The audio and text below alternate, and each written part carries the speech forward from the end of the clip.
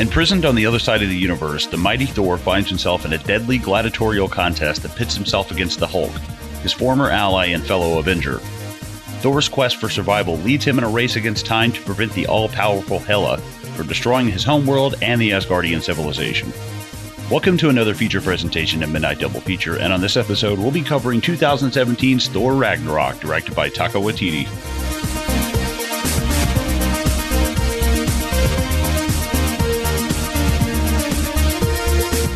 Well, hello. Welcome back to another episode of Midnight Double Feature. Thank you so much for joining us here on this episode as we cover Thor Ragnarok. We're going back to the well, the ever-growing well of the MCU.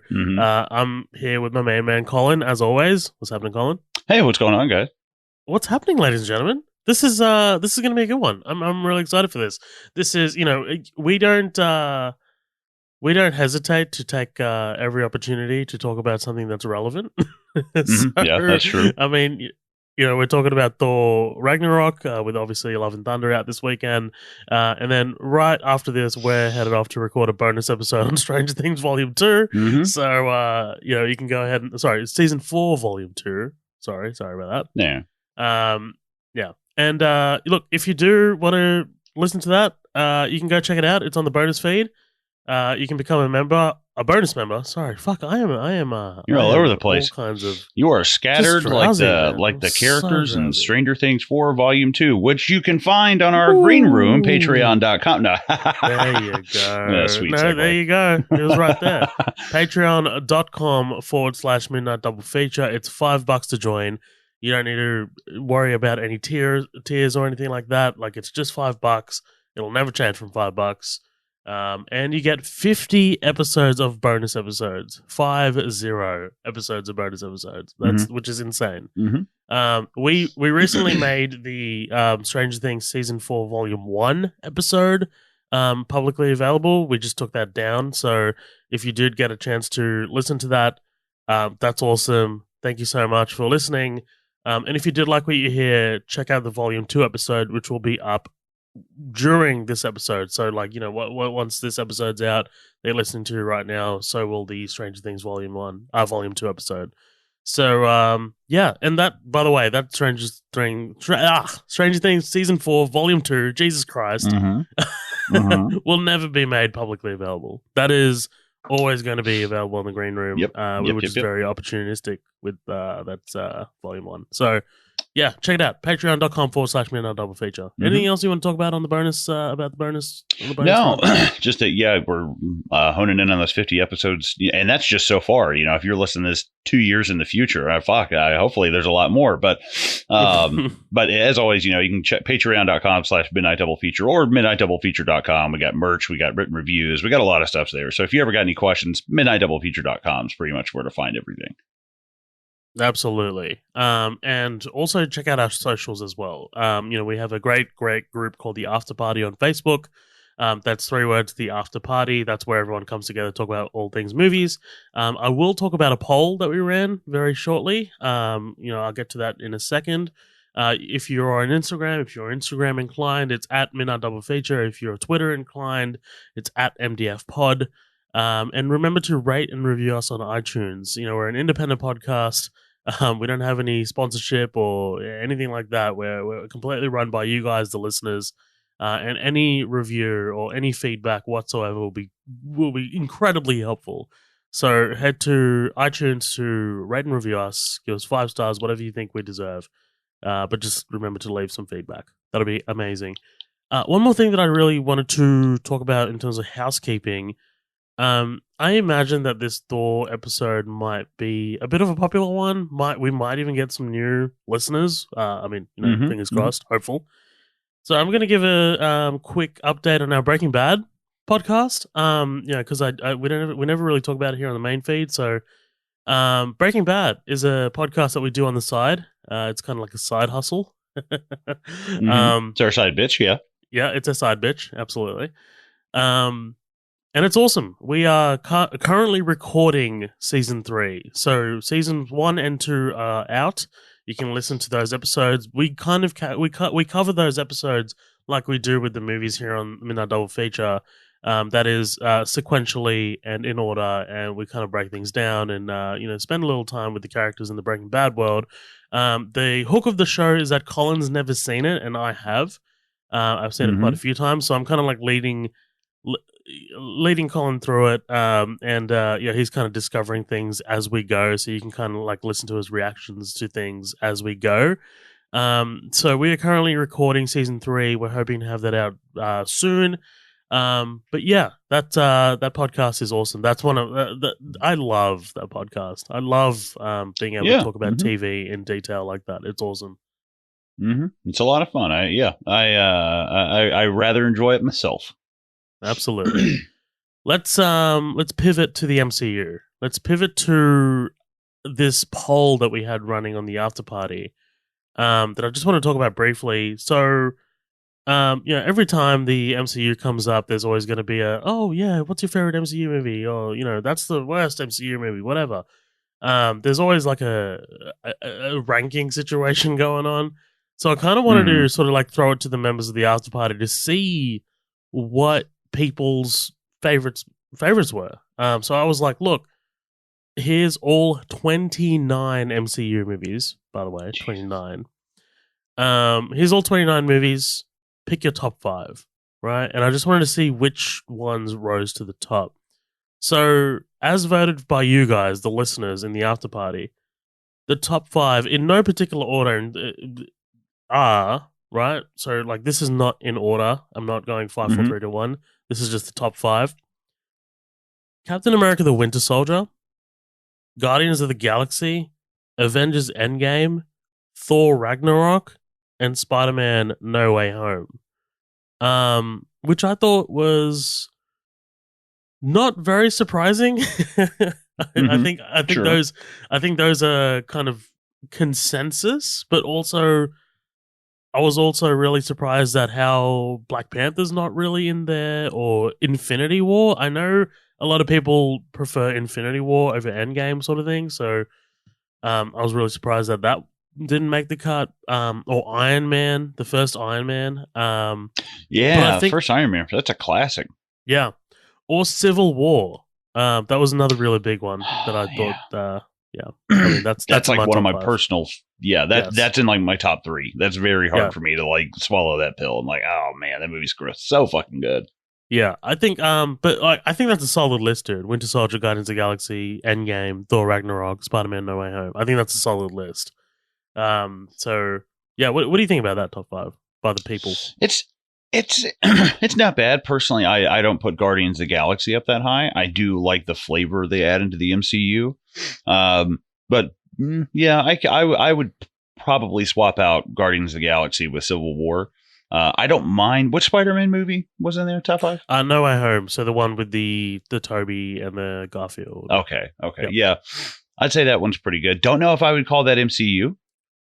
Don't know if I would call that MCU, because it's technically that's like Raimi versus shit. That's predates a lot of that shit.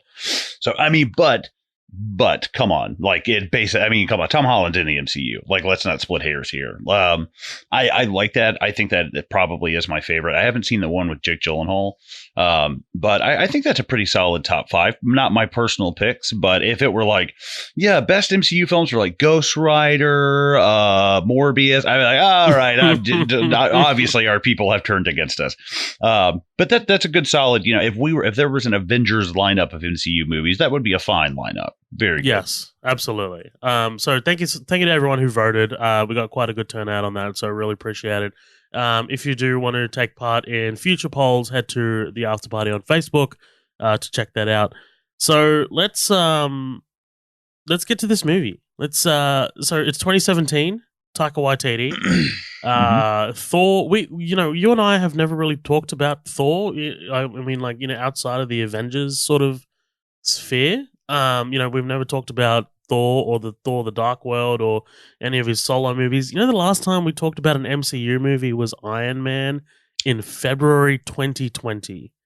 I was gonna say, yeah, it's not a well that we drink out of often, but it is one that we always enjoy for sure. Hmm. We Yeah, just don't, there's only so many of them, and right. there's only 30, um, but but there's maybe like 20 really solid ones that I really want to talk about.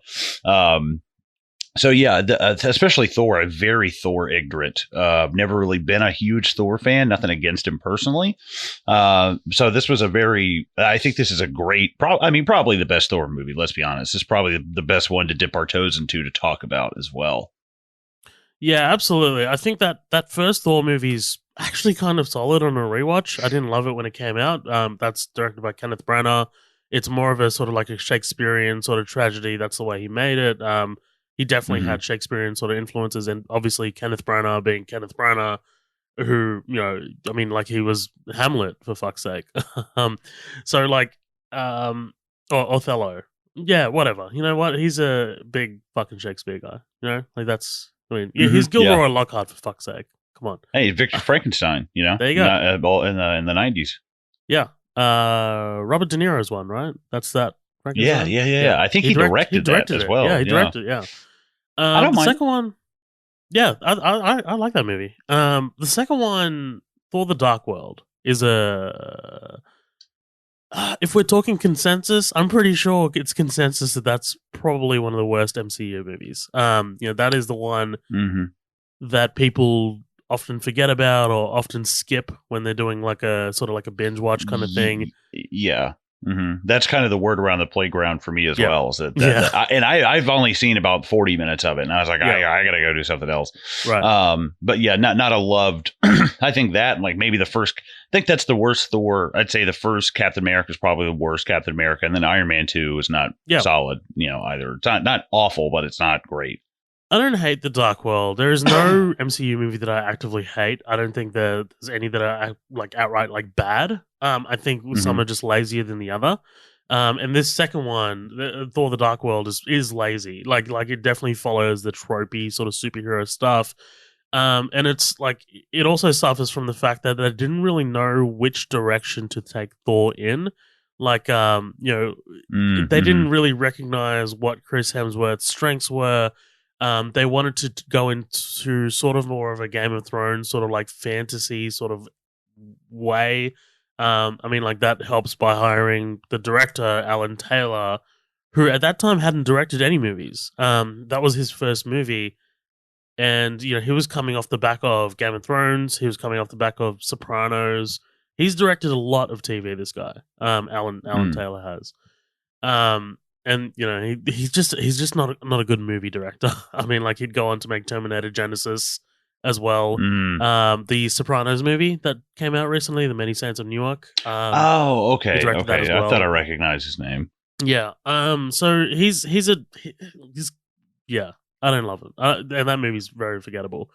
But the MCU's kind of like done a sort of like a a retrofit of like uh bumping that movie up in terms of the importance of how important it is in the MCU. So like, Hmm. the ether being the Infinity Stone, and then in Endgame we get that moment of him going back to that time when when Chris Hemsworth is sort of like looking at his mom, and this is the last day Right. she'll be alive, and then the Loki show also brings that around as well. So, really, it feels like they like Marvel are really trying to mend the little sore spot in the history. Yeah, yeah. A little revisionist Right. history, Yeah. maybe. Yeah. But then we get to this movie. So this is interesting, man. Like this director, Taika Waititi, I had heard of him before this movie came out, or before he got attached to direct. He directed two really good movies that I'd seen before this. One was called What We Do in the Shadows, which Mm. is a very small vampire indie flick, and it's fucking hilarious. It's shot in the same style of like The Office, kind of like a mockumentary sort of style. It's Hmm. very, very dry humor, but it's really, really inventive. It's really genius. And it obviously spawned a very successful TV show in the process. I think they're on season 3 or 4 now. Um, and the other movie is The Hunt for the Wilder People. This stars Sam Neill, and there's another lady that's in that movie. I forgot her name, but she's in Thor Ragnarok. I'll point her out. That is a really, really sweet movie. If you do get the chance to check it out, it's called The Hunt for the Wilder People. Okay.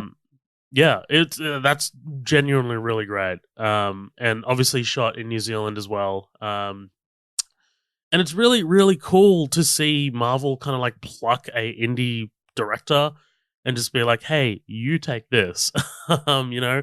And it's like it's New Zealand are our neighbors to the east, and it's really cool to see a Maori New Zealander take the world stage and being talked about. Like, you know what I mean? Like, he's not a white New Zealander like Carl Urban or someone like that. Like, like because of Carl Sure. Urban's, whatever. But man, like it's just a really great story. And like he's talked about for Star Wars, and he's had a huge hand in the Mandalorian, and like man, this guy is a nerd's nerd.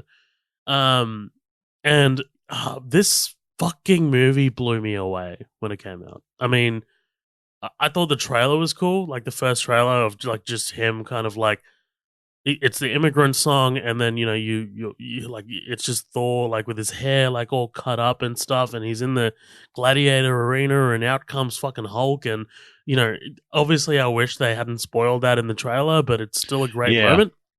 It's still a great moment. Like I just that got me really hyped up, and I'm like, damn, what are they doing with this movie? This looks awesome. And yeah, it just blew me away. The redirection of the Thor character and the redirection of the style of the Thor character and the aesthetic, and the influx of comedy whilst also having quite a bit of heart to it as well. I think there are a lot of detractors from Taika's sort of direction.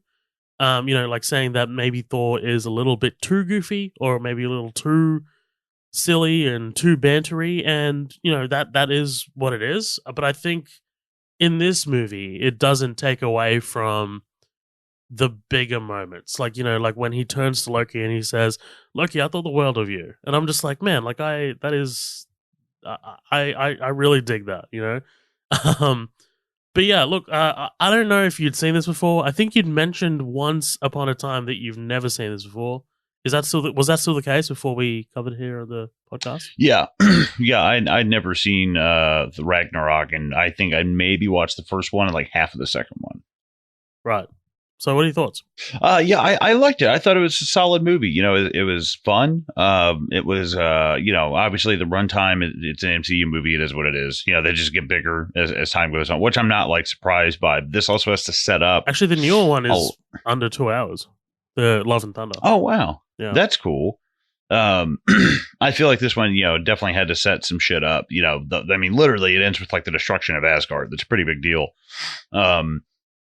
I like the cast and everybody in it.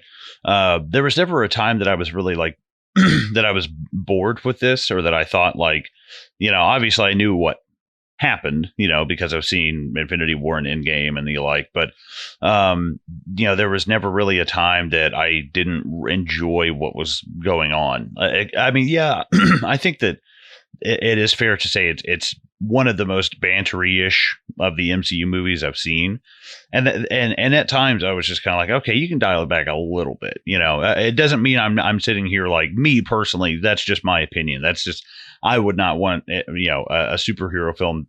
I would not want to make one that bantery, but that doesn't mean it doesn't work. It's not like I'm watching this going, oh, this is just awful. I can't possibly watch this. And I like the relationship between Loki and Thor and Odin. I wish there'd been a little bit more with Hela. I think she's a little bit two dimensional as a villain. I think she obviously comes in strong. She breaks Mjolnir and stuff, and she's obviously a badass. But I don't know. She just felt a little. I don't know. Like, all right, yeah, she's the bad guy, and I was like, oh, okay, cool. I think she introduces an interesting, not proposition, but an interesting point when it comes to these kingdoms and stuff, where it's like, yeah, like you can't be a benevolent leader of a kingdom without some kind of, Yeah. Right, exactly. Any empire that's that big isn't built on missionary missions. It's like it's pretty obvious how this stuff got set up. And I think if anything, she just shows us, hey man, heroes are kind of complicated sometimes. It's not always black and white. It's not always cut and dry. And I think she brings an interesting thing to the table in that character. But just her as a character, it was just kind of like, yeah, she just wants to kill everybody. She's got us to death. Like she just wants, okay. It's like, all right, well, it's not really complicated, but all right. But other than that, yeah, I think this movie works really well. I think the soundtrack is extremely good. I think a lot of the digital stuff, synthesizers and stuff that they use when they're running around on Sakaar. Oh, the score is great. Yeah, the techno stuff. Yeah. Yes, very, very, and to mix that, with like immigrant song and like actual, I can't recall, but I think I remember hearing some actual like orchestral pieces and stuff, like stuff written for the movie. My only real complaint is not with this as a movie, but the fact that like basically the best Hulk story gets used in a Thor movie, and it's not, it's like World War Hulk is great. It becomes like Planet Hulk and World War Hulk, and then that's a really interesting kind of series. And I don't hate the fact, at least it got used. It could still be sitting on a shelf somewhere. So I'm grateful for the fact that it got used, but. I think that's down to a rights issue. I think that technically the MCU or Marvel or Disney can't use the Hulk in a solo movie because it's still a Universal character. Right, yeah. And even Mark Ruffalo, he's like, yeah, I'm too old now. I can't, I'm never going to get a solo Hulk movie. And, that definitely kind of bumps me out. But then they do She-Hulk. So I guess Universal figured something out with Disney, the same way the Sony did. I don't know. Who knows? That stuff's a nightmare. But, that does kind of bum me out because Hulk probably still is my favorite in the MCU. I've just always been a huge Hulk fan. He's always been my favorite. And I just think it's a really interesting story. That's something I wanted to ask you about. Like we've never talked about Hulk either. Like, this is the first time we talk about Strange is in this as well, I guess. But where do you fall in the 2004 movie? Sorry to interrupt you. I was like, oh, no, you're fine. The Eric Bana one? Yeah. I like it. It's been a long time since I've seen it, but I remember really enjoying that. Nick Nolte, Jennifer Connelly, Sam, God damn it. I didn't. Sam Shepard. No, not Sam Shepard. No. Jesus Christ, I said it too. I know. As soon as I went, now I want to say Stan Winston. Jesus Christ. But God damn it. What is his fucking name? He's in Roadhouse. We just talked about him. He's in Tombstone. Why am I blanking on this as well? I don't know. Good Lord. I keep thinking of Thunderbolt Thaddeus Ross. I know. He plays Thunderbolt Jesus Ross. Christ. Sam Elliott. Good God. Fuck, Sam that took Shepard. way too. We just fucking talked about him. We slathered over his pubes in Roadhouse. I don't understand. Yeah. Well, it's like as soon as I got Sam Shepard on the brain, it was like every time I could see his face and I could see him drinking a beer in the Big Lebowski, but I just couldn't get past Sam Shepard's face. But I like the 2004 one. I think it's interesting. I think it's one of the most unique superhero films ever made. That doesn't mean it's good. It's just very unique. I reckon as a kid, I wore out the fast forward button in that movie because man, like as a kid, there was some shit that puts you to sleep in that movie. But yeah, there's like one or two cool sequences. Fights, but yeah, when he breaks out of the facility, and then you get the subsequent like helicopter chase and all of that. Absolutely, yeah. and I've always been a big Hulk fan, so it did kind of bum me out to see his best story used as like basically just a jumping board for them to, it's because they have one gladiator fight and that's it. I was like, damn, that kind of sucks. Like that's basically the end.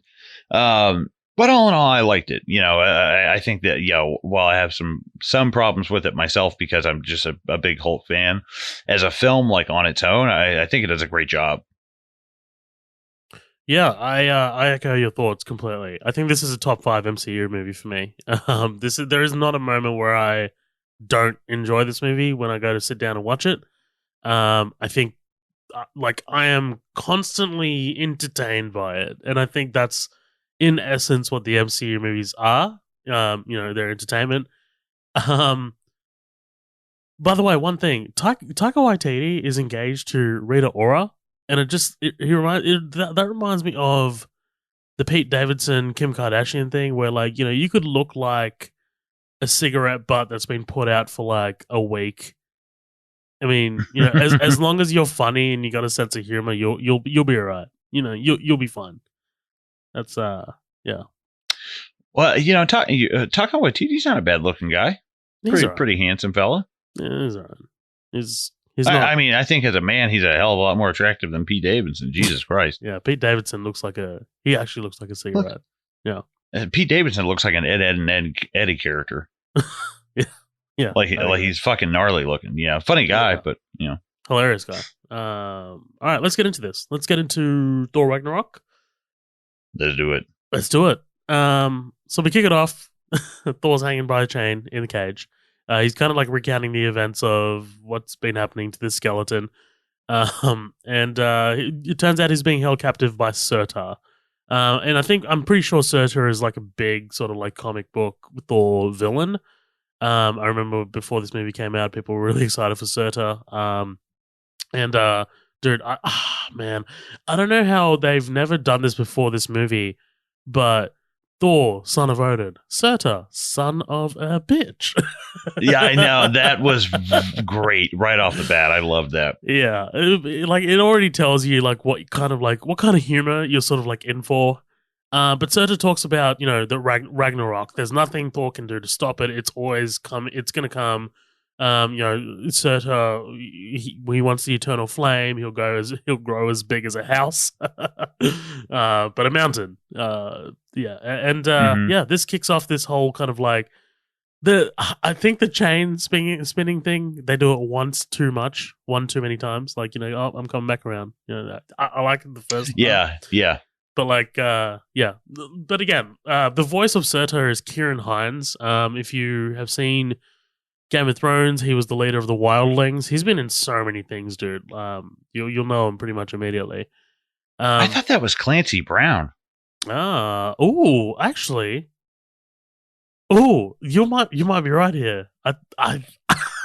Because I remember looking and I was like, "Who is that fucking?" I'm googling this shit. Because I knew the mocap was. It is Clancy Brown. Yes, I'm sorry. I fucking knew it.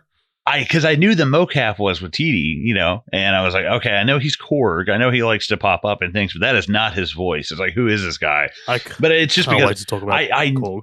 I fucking claim, for one thing, it's Mr. Krabs. Yes. And then all I can think of is Highlander when it's like, I know his name. It's like, I love Clancy Brown, dude.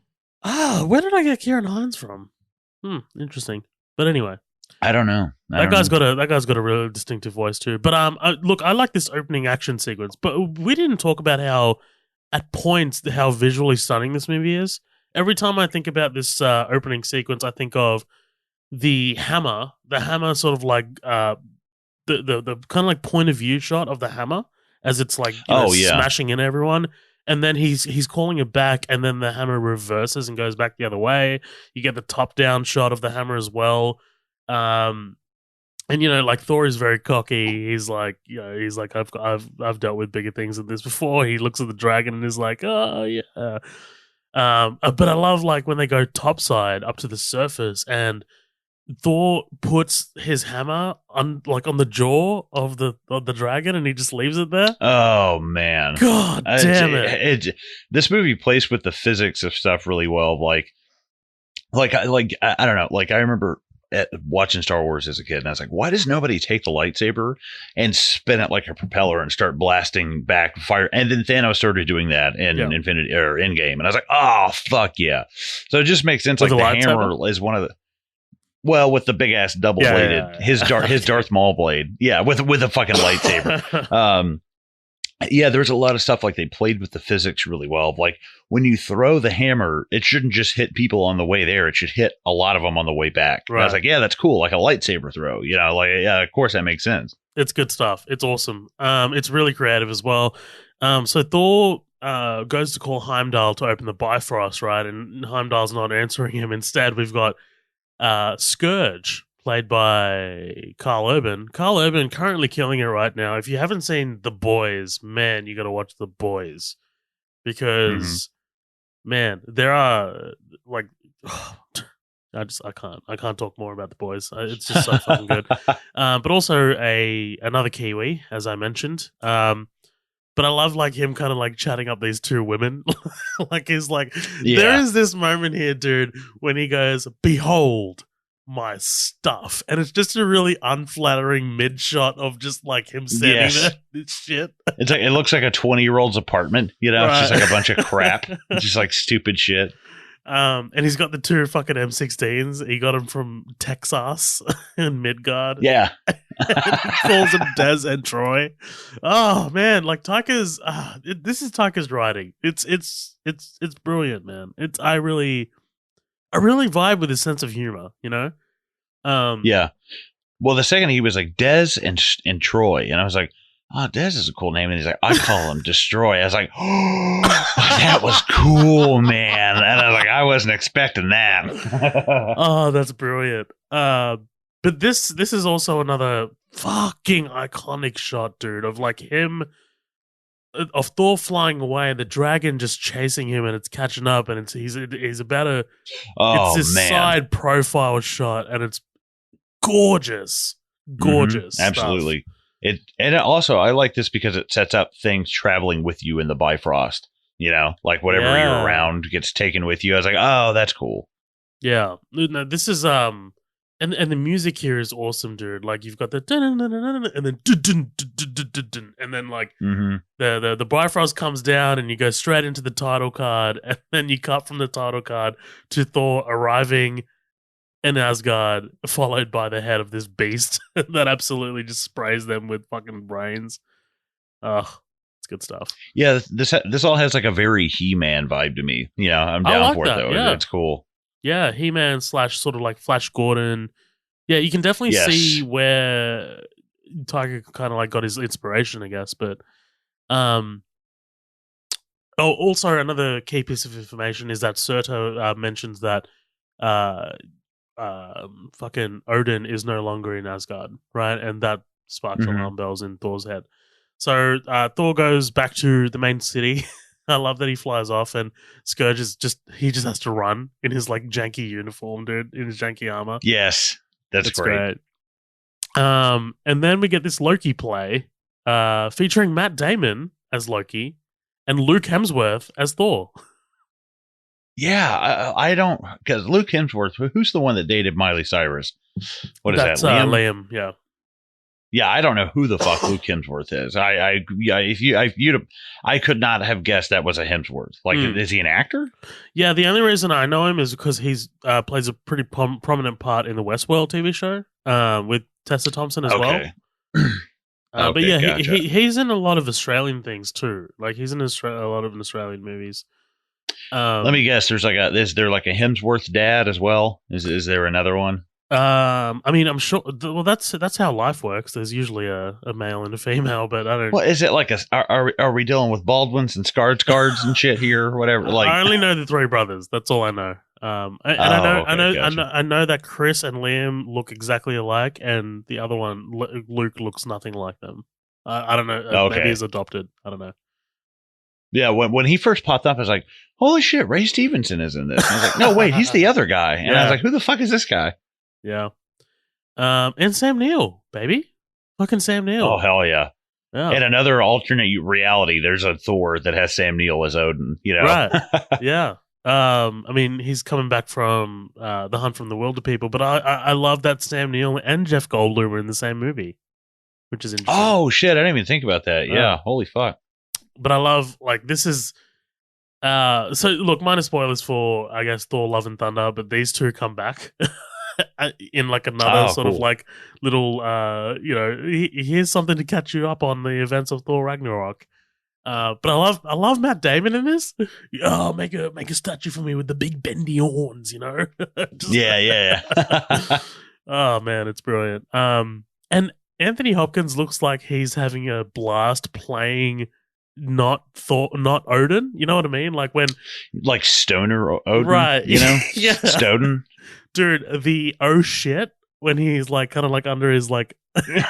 Yeah, that is fucking. Oh shit!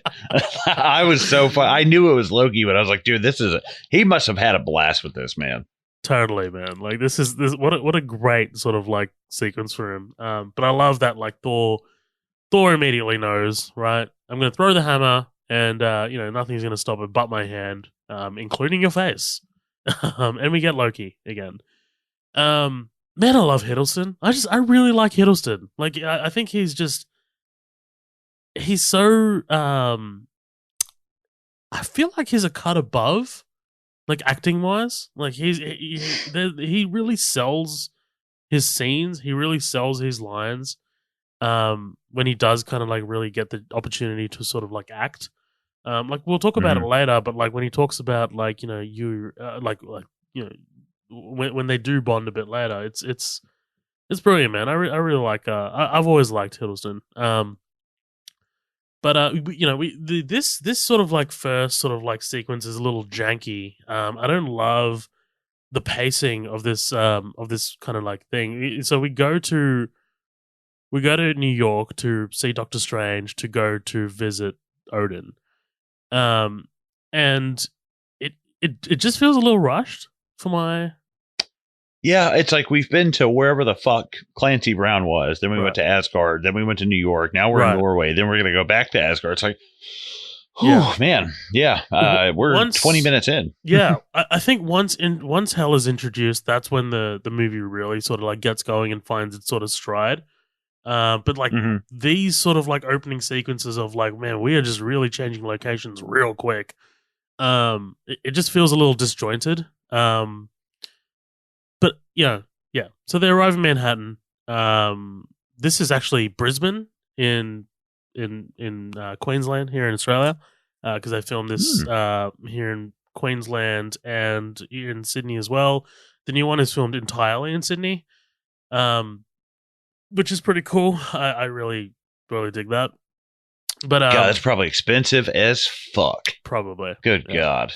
Well, I know the second one had a lot of COVID issues, and you can actually kind of see it in the movie, which sucks. Like there are, you can definitely tell that there's been some stuff. So Jane broke up with Thor, which we find out from these young women here, and apparently it was a mutual dumping, according to Thor. Yeah, that it's strange. I mean, she's not mentioned or brought up ever again in the movie, is she? No, she's not. But they actually really covered pretty well in the new movie. Like they get into the history of why and what kind of like set them adrift. Pretty well. Yeah, I that's one of the elements of the movies that that new movie that I really enjoyed. But so Loki disappears through a strange portal, right? And I love, like, at this point in the MCU sort of like story, there's no, like, we hadn't really been introduced to particular sort of like coupling, so like Thor and Strange, or like or Spidey and Strange, and like that was still sort of like a novelty for us. So like seeing Loki pulled through a Doctor Strange portal, and Thor going, "What are you doing, Loki?" And Loki going, "This isn't me." Like, you're like, "Oh shit, okay, yeah." You kind of like really need to rewind and go back and remind yourself that the MCU's kind of come pretty far in 5 years. Like, there's been quite a bit of like normalcy and collaboration between the heroes and between each of them. That it's at one point it was weird to see Doctor Strange's portal consume Loki. Right, yeah. I mean, and it's funny seeing a lot of these characters cross. Like, I think there's even a point in Endgame when Rocket Raccoon starts talking, and you see Paul Rudd or Hawkeye go like, "What the fuck?" And it's just in the background. Oh my God, Tony Sirico just died. Who played Paulie Walnuts died at 79. I just got a notification. Oh shit! Paulie Walnuts just died. R.I.P. Ladies and gentlemen, stop the podcast. Alert the presses. Oh, you're Tony fucking Sirico. kidding.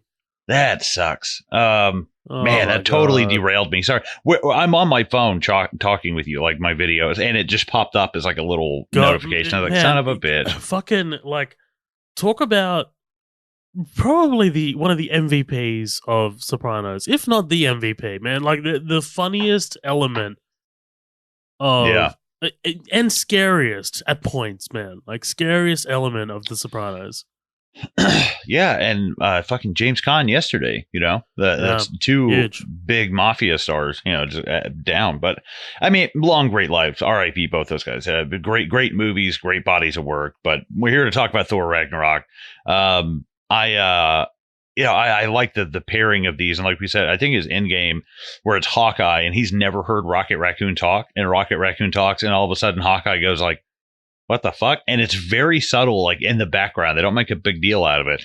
But then you realize, yeah, Hawkeye's never had a conversation with Rocket Raccoon. It's like, I kind of think that's cool, So when you see these guys get put together, it's definitely a very interesting buddy cop kind of flavor. Yeah. Yeah, no, I really enjoy it, especially because these two are incredibly powerful. Right? I mean, like Thor and Doctor Strange are two of probably the most powerful characters in the MCU at this point. And then and very different types of power. Yes, very different power sets, because it's really interesting when Thor goes, so Earth has wizards now, right? And like it's like, oh, that's interesting. And then you see Strange teleport Thor around the room, and Thor's also kind of like taken aback of like, well, what the fuck? Like, what just happened? Yeah. Like, it's crazy to see. Yeah, it's crazy to see someone this powerful being confused. But look, I really like Cumberbatch. I think he does a fantastic job. So Cumberbatch sends him to Norway, but not before they go and retrieve Loki. I have been falling for 30 minutes. Yeah, I died at that. That was great. That's so good. So they reunite with Odin in Norway, and this Norway sequence, Hopkins is killing it. There's a line here, there's a line delivery here, and it's a very simple line, but it's the delivery of it, and it's just literally like when he's like, "I love you, my sons," and I'm just like, man, like there's something about the delivery of it of like my sons, and it's gorgeous, and I really, really appreciate it. But like, so Odin here lets them know that Ragnarok is coming. It cannot be stopped. Very much like Judgment Day, it is inevitable, and that Odin's life was the only thing keeping Hela at bay. Hela is also the sister of Thor, which is wild. I guess. Yeah. I mean, revelations. Yep. Odin was just fucking dude. Just fucking Rene Russo. I mean, he's not. Yeah. He's not. So is Rene Russo Hela's mom, or is it like a step sibling thing? I don't know. Actually, I'm not a big comic book reader, so someone else. Yeah. I mean, fuck. It probably isn't even in the comic book, but I assume she is. They don't allude to it being some kind of like she beast or something. Yeah. So. Yeah. Valhalla awaits Odin, and he disappears into magic dust. Thor believes that this is all Loki's fault. He gets angry at him, but not before a portal appears in the sky, and out walks Hela. Just gonna say it, man. Cate Blanchett, she does things for me. She, especially in this outfit, like, she's a smoke show. I think. Dude, yeah, you gotta watch her in that new Del Toro movie, Nightmare Alley. Man, she's a fox. Yeah, like I mean, I whenever I think Cate Blanchett, I just think Hot Fuzz. Now that's all I can think of. Nice. But at the same time, there's something about she is such a good actor. It makes me like sexually attracted to her. It's like I don't know what that is. It's like like there is something so in a movie that has Sam Neill, Jeff Goldblum, and Anthony Hopkins, she's still like a fucking heavy hitter. Yes. Even though I think her character is kind of meh, she has a great performance with it. You know, She does. She looks like she's having fun. I think her. Yes, I think her character is just more of like an obstacle for Thor, but at the same time, it's like she does have goals and she does have motive, you know. So I do appreciate that. But and interesting, she makes a presence though, breaks Ragnarok right on the spot. You know, that's definitely planting a flag. Yeah, I mean, like, talk about, I wonder if that was sort of like Waititi's sort of mission statement. Let's make Thor, let's remove the things that make Thor Thor, right? So Mjolnir, let's Right. take away the cape, let's take away the hair, let's take away the dad. Right. Let's just burn this from the ground up, you know. Right. Let's take away Asgard. Right. I mean, it's it's really interesting. I'm sure that must have been a mission statement. But yeah, like, this was all over the trailers, like her destroying Mjolnir. Again, I wish it hadn't been ruined by the trailers, but like the idea of the MCU up to this point has done such a great job of showing us how powerful Mjolnir is, and like how coveted this hammer is. Like, no one can pick it up. Everyone's sort of like after it. It's, the ultimate power. And she's able to destroy it in just one swift move. But I also really like her power set. Like, I love the idea that she can conjure these blades, just from nothing. Mm-hmm. And different size blades as well later when she's kind of like going at it with Surta.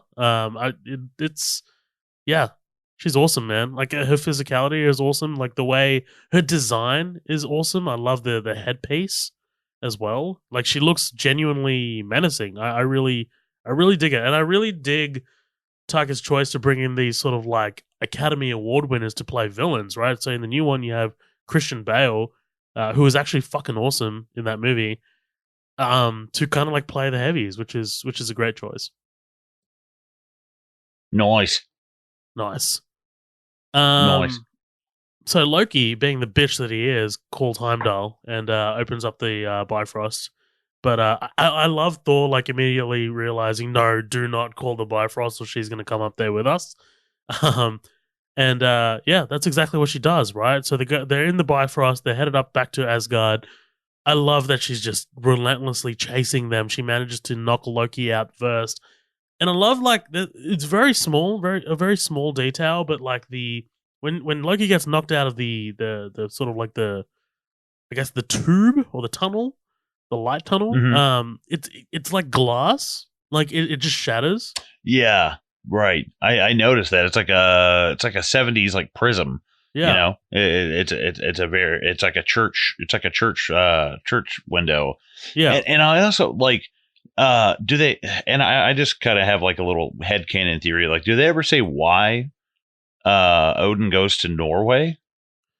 No, they never really do. Like, there is sort of like I mean, the last time we saw Odin was Thor: The Dark World, and yeah, like they never really say it, because like when they arrive in Manhattan, they go to that retirement home, right, and that's where they believe that he is, and it's been destroyed or it's been renovated, whatever. Well, Strange says, "Oh yes, I promised Odin that I wouldn't tell because he was to be in exile." Right. I'm wondering if it's he knows I can't die in Asgard, because if I do, Hela's just gonna be in Asgard. So I need to go as far as fucking away as possible. Like, yeah. I'm gonna go to Norway in a field where there's nobody, so she can't destroy a city. Or she can't be near Asgard. Like, I want her out in the middle of fucking nowhere. Right. You know, that's the only reason I could think. That totally makes sense. That's a good point. Yeah. Hela arrives at Asgard at the Bifrost, and immediately proceeds to kill the Warriors 3. Right. Ray Stevenson. And this is, what's his name? What's Chuck's name? God damn it. Guy who plays Chuck. I have no idea. I'm really not versed in these movies. Shazam. I was wondering where the woman Zachary was. Zachary Levi. Oh, Zachary Levi. Yeah. Yeah. So the woman, Sif. So Sif is an interesting character because I know she's been in Agents of S.H.I.E.L.D. and she's been kind of separated because she also, at the end of Thor: The Dark World, she delivered the ether to the Collector, to Benicio del Toro's character. And her, man, it's tough. This is not a spoiler, but her absence is sort of explained in the new movie, which is really cool, actually. Okay. Which, You know what sucks? I heard that actor had like some physical problems, like playing this character now. Like I think she got fucked up playing. oh shit, Jamie Alexander. She is in the episode of Always Sunny with underage drinking. She's the teenager who's trying to bang Dennis. Yeah. Yeah, I totally forgot that was her. Yeah. And I think she got injured or something. So I think she was kind of out of play for a while, but she's great. Yeah, by the way, she's not a teenager in that episode of It's Always Sunny because I checked. I was like, I was like, I'm really gonna double check this. Like, I'm gonna do my research. Right. She recruits Scourge to kind of like help her out with her efforts. I love that we get this shot of like of the sword being taken by an unseen figure. Well, actually, that's not yet, but we see that eventually. But Thor lands on Sakaar, right? This garbage planet. And he's kind of like ambushed by these aliens. Are you food? Like they just assume that he's food, and he goes to fucking knock him out, and he's got good physical powers without his hammer, right? He goes to instinctively call the hammer, but it doesn't arrive, obviously, and he gets captured. And then we meet Valkyrie, played by Tessa Thompson, also a fucking smoke show. Jesus. Oh yeah, because they called her like 134, and then I was like, wait, isn't her name Valkyrie? Yes, because I just remember her from Endgame and Infinity War and stuff, and then she popped up, and I was like, oh, or wait, I guess she might just be in Endgame. But yeah, then she popped up, and I was like, wait, what is her fucking name? And they never say her name like the whole movie, and I was like, oh, okay, we're just not going to do that. Yeah, so they refer to her as Scrapper 143, which I guess is kind of like their designation for like I don't know, like a mercenary or someone who gathers people for the contest of champions. Mm-hmm. And yeah, she goes by Valkyrie. Like they never give her a name. Like in the comics, she's known as Valkyrie as well. Okay. From my understanding. But I love her entrance, dude. I love that she's constantly fucking boozed up, right? So much so that she falls off the ramp. Dude, like her getting up and her hand going through that beast's sort of like abdomen. Oh, God. I was like, what the fuck is that? That was fucking gnarly. Yeah. But this weapon system that she has, man. Holy shit, this is fucking sick. Yeah, that's some Ed 209 shit. That's bad fucking ass, man. That's some BFG shit. Yeah, I really dig it. That's some Gundam Wing shit. Really dig it. Oh man, God, Gundam Wing. But yeah, she takes Thor, right? And he wakes up at captive in her ship. And he's like protesting again. I really like the music, right? Like the music, if you turn it up a little bit, she's kind of like listening to the radio or listening to some kind of music inside the ship because they amp it up later. But it's just like the and it's like, yeah, Mark Mothersbaugh did a great job with the score in this. But yeah, Hela talking to I guess the people of Asgard, right? Telling them that your queen is here, like whatever. She's after the throne, and the people of Asgard don't love this, right? This doesn't go over well with the people of Asgard, the soldiers, and she just proceeds to fucking lay waste. Holy shit! Yes, she does, dude. Again, her physicality is awesome. Like the way she moves, the way she's able to. At one point, spit blades out of her feet or legs as well, which is wild. Right, yeah. It's like Groot, like spitting the wood chips out, Right. Like, what the fuck? Yeah, but this is brutal, man. Like she's, she absolutely just, like decimates the defensive, I guess, army of Asgard in one fell swoop, which is crazy. Meanwhile, Thor is kind of like being prepared to meet the Grand Master in this Willy Wonka and the Chocolate Factory sort of like reference. Oh, reference. Come on. Like, yeah, they play the fucking song. Yeah. Like, yeah, that cracked me up because it's like, man, this really is this very like psychedelic 70s. Right. Oh shit. Sorry, I just hit my mic. No, it feels like this very 70s kind of like how they would do like laser light shows for like big rock operas and stuff, you know, like Styx and shit like that. Like it has a very 70s rock opera kind of feel. Dude, you are now meeting the Grand Master, and him just like fucking like not knowing what to expect. And then we cut to like a mid shot of like him just like yelling in the room. And then cut to Jeff Goldblum, man. I love like he's just sitting there, he's just standing there, and he's kind of like taking him in, and his first words, dude, just like Dude, if you listen to anything like there's a great Conan O'Brien Needs a Friend with Jeff Goldblum. There might be two of them, but at one point Jeff Goldblum literally is just on the mic going yeah, and Conan O'Brien is like, I know you can't see this, but you can hear him rubbing his chest, like you just know he's like yes, and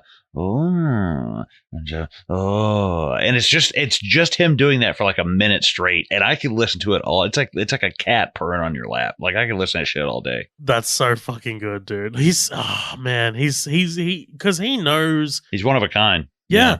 He knows what he's famous for. He knows what he's known for, and he kind of like amps it up in this, dude. When there's a moment when he just kind of like trails off mid sentence and he doesn't say anything, he just kind of like he's like, time works differently here in Sakaar. You know, like on your world, I might be this age, but here I am. He just doesn't say anything. He just smiles. Right. There's something about Gold. It's like only Goldblum, man. You know, like I'm sure that guy has been in some bad movies, but I doubt he's ever turned in a bad performance. Right. You know, absolutely, one of a kind. This woman that's standing on his left, the enforcer that he calls Topaz, Rachel House is her name. She's been in a couple of other Taika Waititi movies, The Hunt for the Wilder. Oh, the linebacker. Yeah, the linebacker. But it's really cool to see a Maori New Zealander in a MCU film. You see Maori New Zealanders walking the streets of Sydney all the fucking time because you know the population is actually pretty high. But you know you never see any of them in movies like this, and it's like, damn, that's some pretty good representation, man. I really dig that. Even just having her in it briefly. No, I'll have to take your word for it because I don't fucking know what you're talking about. So Valkyrie wants payment, right? Tell her she's dreaming. Well, the Grand Master's really impressed with her, so he pays her. And he's like, I'll pay you for this. And, you know, she's like, oh, no, I got paid for this. Her touching his cheek and him being like, him smiling and getting all, I love it. But like this kind of like sort of, I guess it's a bit of an exposition-y sort of sequence. But, dude, the god of, the Lord of Thunder and then the sparkles out of his like fingers are like, ooh, he sparkles, yay. Yeah, he's like, oh, no, there's sparkles. Dude, and then Topaz saying, oh, yes, we've captured your cousin. And he's like, Jesus. Dude, I pardon you from life.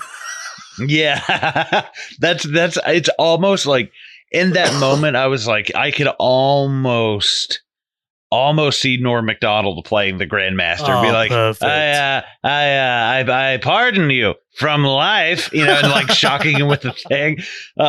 Apparently, I didn't know the Grandmaster's cousin was Caliban from Logan. That's incredible. No, he fucking looks just like him, dude. It's not really him. Yeah, I think he and the Collector are like bros, aren't they? Benicio del Toro? That rings some bells, actually, I think. I think that, again, very ignorant on because they're these Guardians, like really but, aren't they these really ancient beings? That actually does ring a bell. I think so. I'm gonna Google this. Keep going. Yeah. So Thor meets up with Loki. Dude, when we cut over, sorry, just in between you googling, when we cut over to Jeff Goldblum and he's standing by the DJ, Oh, dude. and he's like 3, 2, 1, Dude, it is so fucking hilarious, man, because it's like you picture him being this really malevolent, like awful dictator, and then he comes over there and he's like, "Oh, check this out!" Like, and I expect him to start playing like the Beverly Hills Cop, like the dun dun dun dun dun dun dun dun. Dun, dun, dun, dun, dun. I was like, dude, come on. Bah, bah, bah, bah, bah, bah, bah. And it almost seems like I could just picture a Goldblum like, what would be great is if I could have a keyboard, yes. Play a little keyboard for a little keyboard. Yeah. And it's just him rubbing his like crotch against the end of the keyboard. Taika, yeah. Dude, this is the line, right? So he goes, on any other world, I'd be like millions of years old. But here on Sakaar, he just smiles, dude. He just smiles. Oh, it's brilliant. It's brilliant. So Thor gets taken to this kind of like holding facility, whatever. Oh, by the way, before we do get that, one of my favorite memes to ever come out of this movie is Loki being like, I've never met this man in my life. I love that. I've never met this man in my life. Oh, the meme. The memes. Yep. He's my brother, adopted. Is he any kind of fighter? You take this thing out of my neck and I'll show you. Now listen to that. He's threatening me. Hey, Sparkles, here's the deal. If you want to get your place back to Arsberg,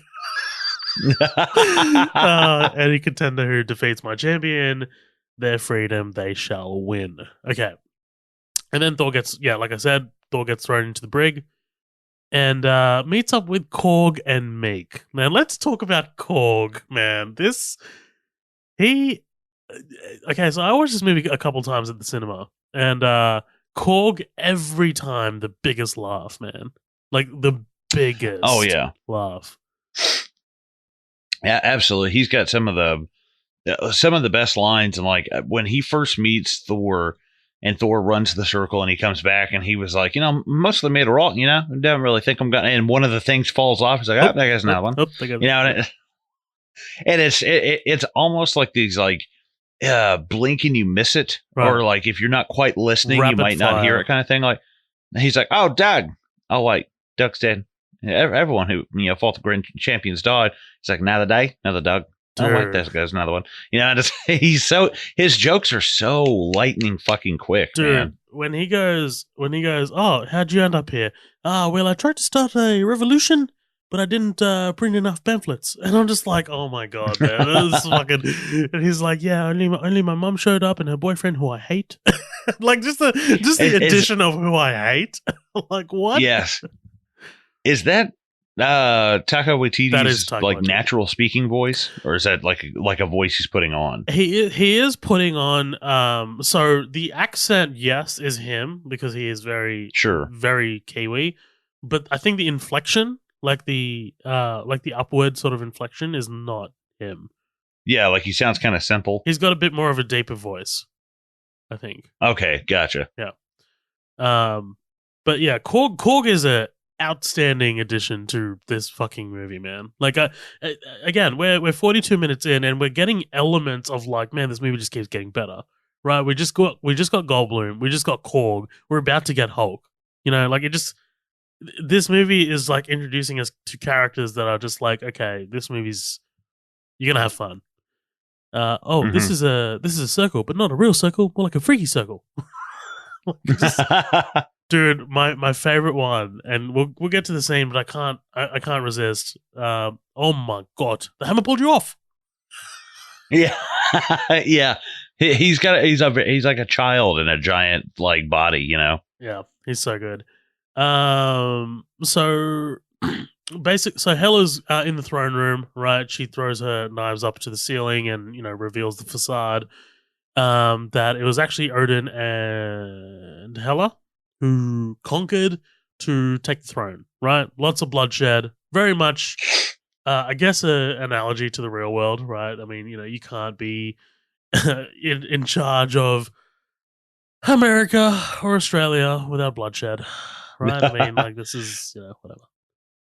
I do have a question when, and I don't want to jump too far ahead, but when she goes to Odin's trophy room, um, and they walk in there, she tips over the gauntlet, which is hilarious, Fake. because that was all kind of, yeah. But what is the first? I thought she walked past the Tesseract, and then she walked past like another Tesseract. I was like, wait, the second one is definitely the real Tesseract. Yep. What is the first one?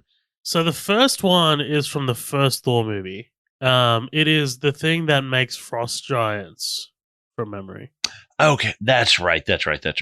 I was sitting there and because it showed both of them, and I was like, well, that's just confusing. They literally look the exact same. Yeah, been a long time since I've seen that first movie, but I know that thing was a big key player in that first movie. Gotcha.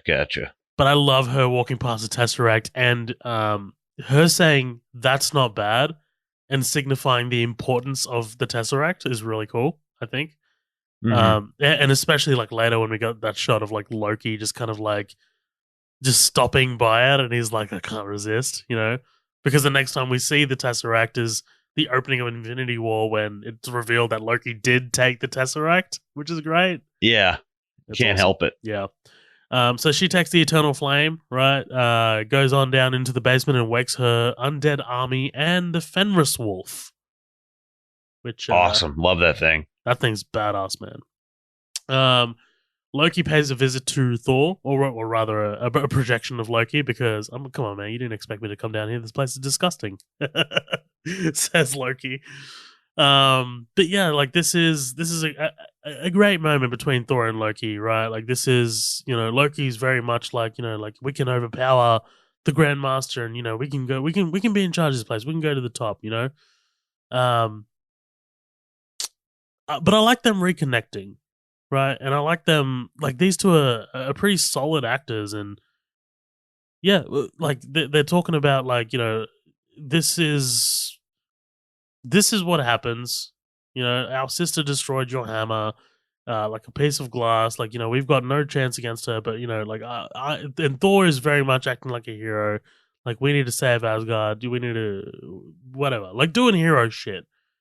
But I love Loki relenting. I love that Loki's not really going to have a part of this. Well, not yet anyway.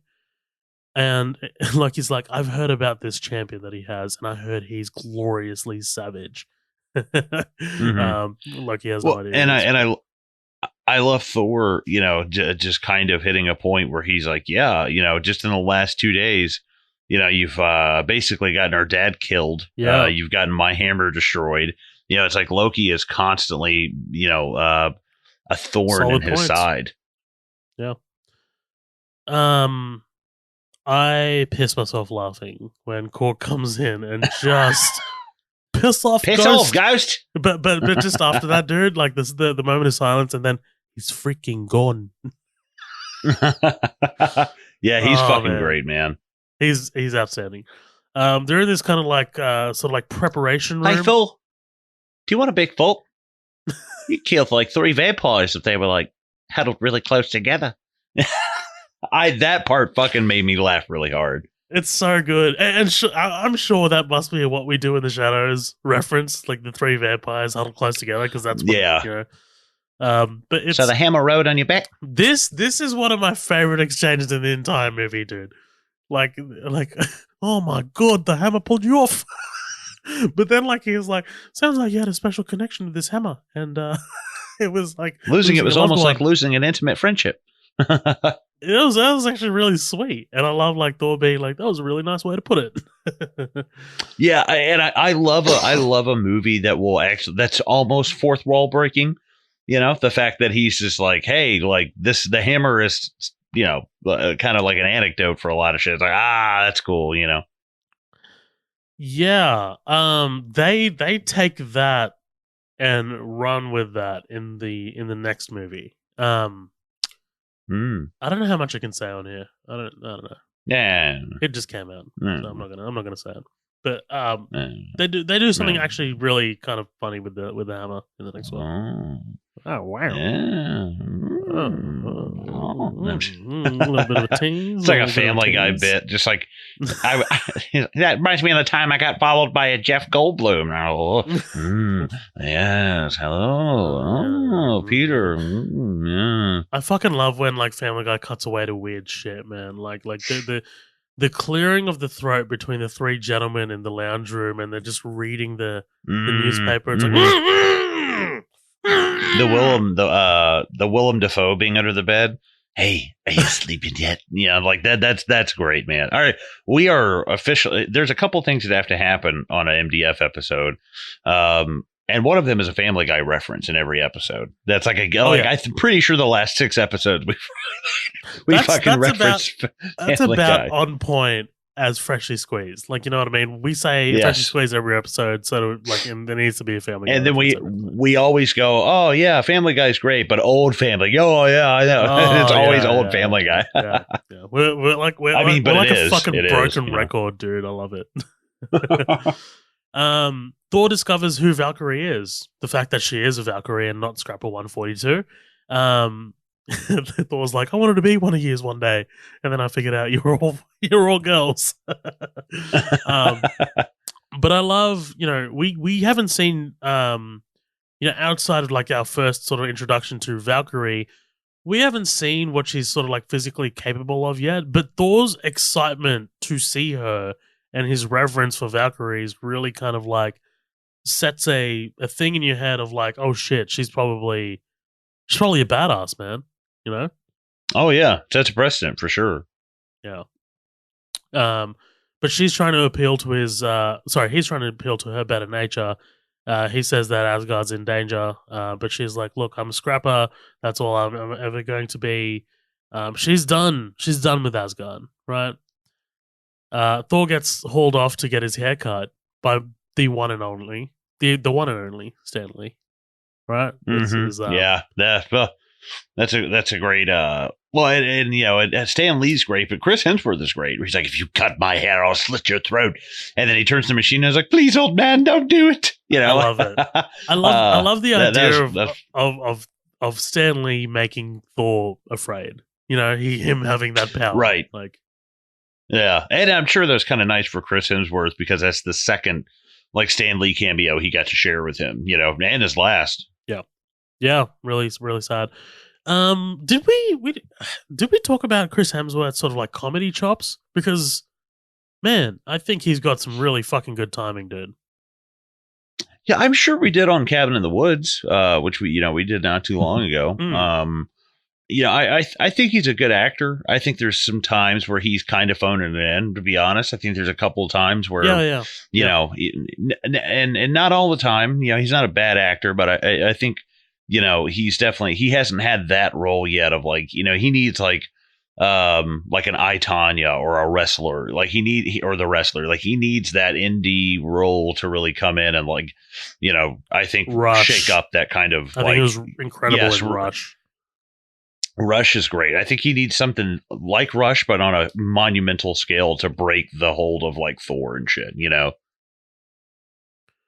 Yeah, I think that's a good point. I think he's a really viable action star. Like Extraction on Netflix is a great action movie that he sort of headlines, but I think this really, really showed me that he's really capable of comedy. Like especially when we get to this Contest of Champions and his reaction to Thor coming out to Hulk coming out is brilliant, man. Like, he really, really sells it. But yeah, we're here at the Contest of Champions, this projection of the Grandmaster introducing the contest. I love Valkyrie's ship, and I love that she's able to sort of hover it and sort of sit down on the platform and just watch it from above. That's pretty sick. I want this ship, I think, is what I'm trying to say. I really want this ship. Yeah, it's like part like robot, part ship. Like it actually kind of has, I don't know, it's hard to explain. Right. Thor's hair looks badass. I know it's supposed to look sort of like janky and like, weirdly cut and uneven and shit. It looks fucking sick, man. And like Thor with short hair looks cool. Like, I really dig the look Yeah, as well. absolutely. Yeah. Absolutely. Well, and not only that, the guy could shave his head fucking bald. He still have those cum gutters running down, running down the side of his hips. Like, come on, man. So it's in the trailers for the new one, but like there's a moment where he's like shirtless in this new one, and you see his bare ass, and it moved in the cinema for me, dude. Like, he is.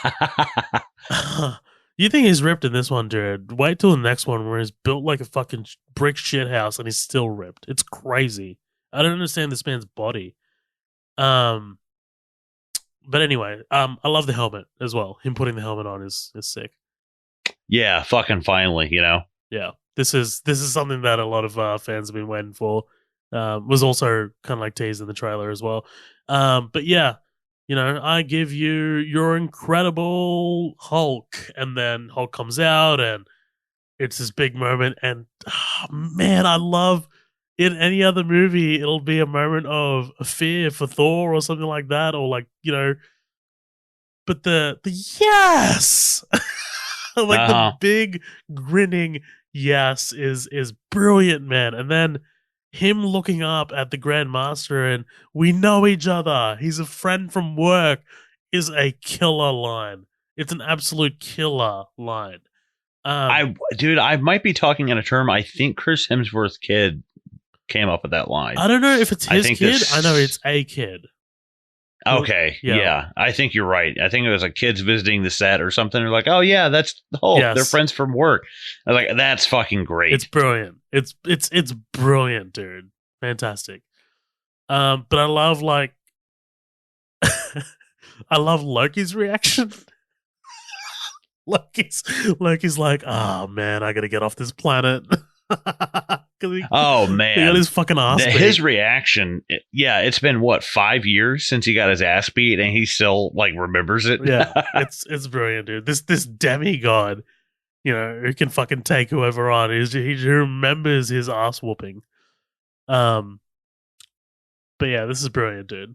So I'm not going to go through this play by play, but this is a fantastic sequence. I think it is brief, but it's really well done. Like, I love that Thor is trying to appeal to Banner, like he's really trying to get to him. And even with the sun's getting low, like he's doing like what Natasha Romanoff does to calm him down.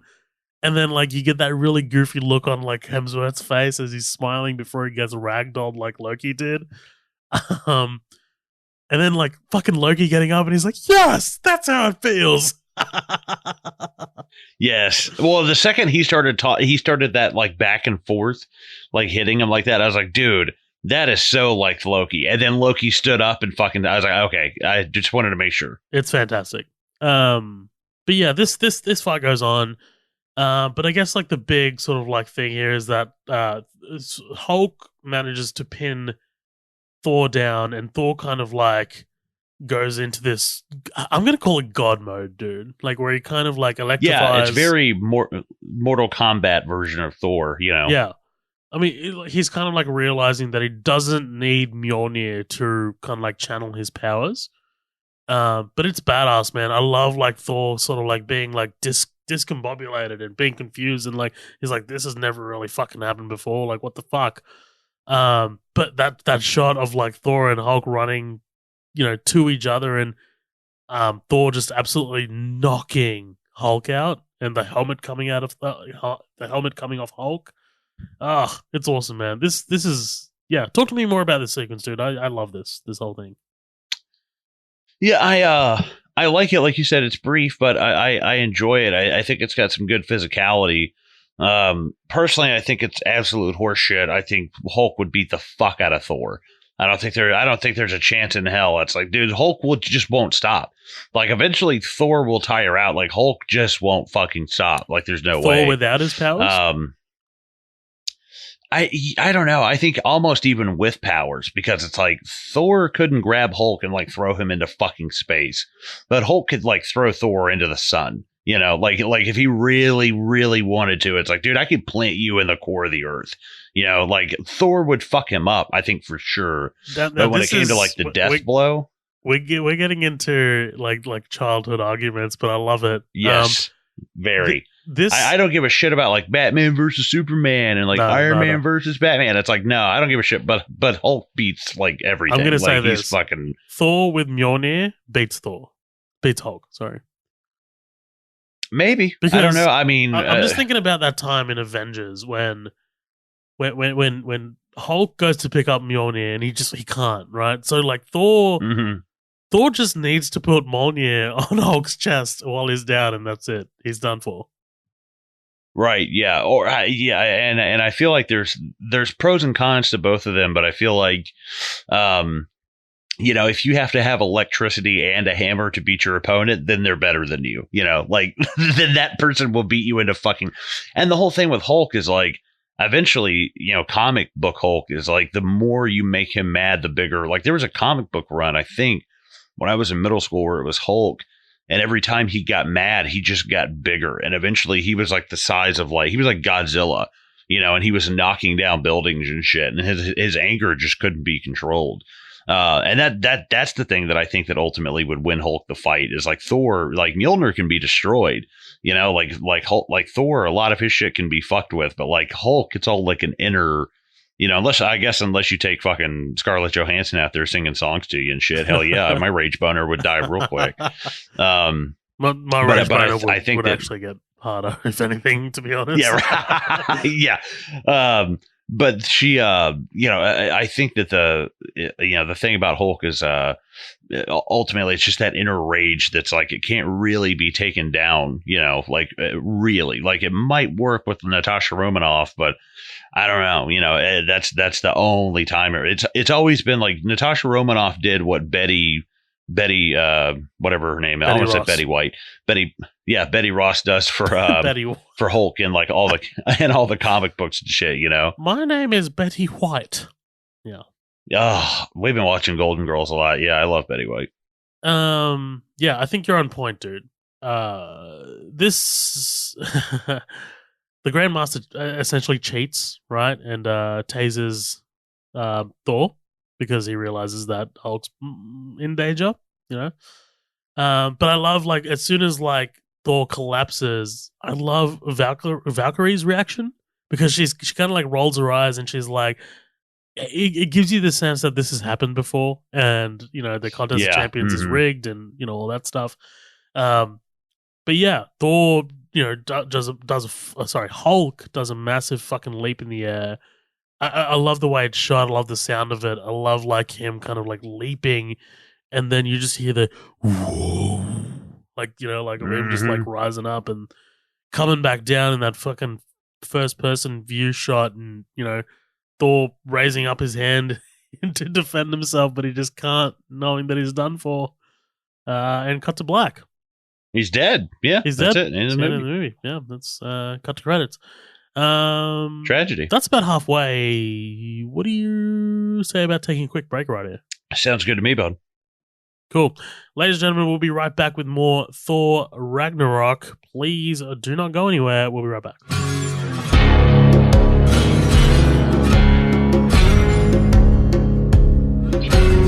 Hey guys, thank you so much for listening to this episode of the podcast. We're having a great time recording this. This is just me breaking in here to tell you all about Bad Crystal, Breaking Bad podcast, hosted by yours truly, us here at Midnight Double Feature. This is a podcast that we have been, I guess, recording in the background as, you know, I'm a big Breaking Bad fan. I mean, I love that goddamn show. It kind of like sort of shaped me and introduced me to, I guess, what we call now the golden age of television. You know, I followed it when it was airing, and now Colin's never seen it before, so I'm kind of guiding him through the entire series, and we're having a great time doing it. We're currently recording season 3. Seasons 1 and 2 are now available via the Bad Crystal, a Breaking Bad podcast feed. So if you want to go and check that out, you absolutely can. We highly recommend it. It's such a fun side gig for us, and we're having the best time doing it. So check it out. It's called Bad Crystal, a Breaking Bad podcast. Season 3 is on its way, and I can't be more excited. So thank you so much, guys. Thank you so much for supporting the show. As always, much love from us here at Midnight Double Feature. And back to the episode.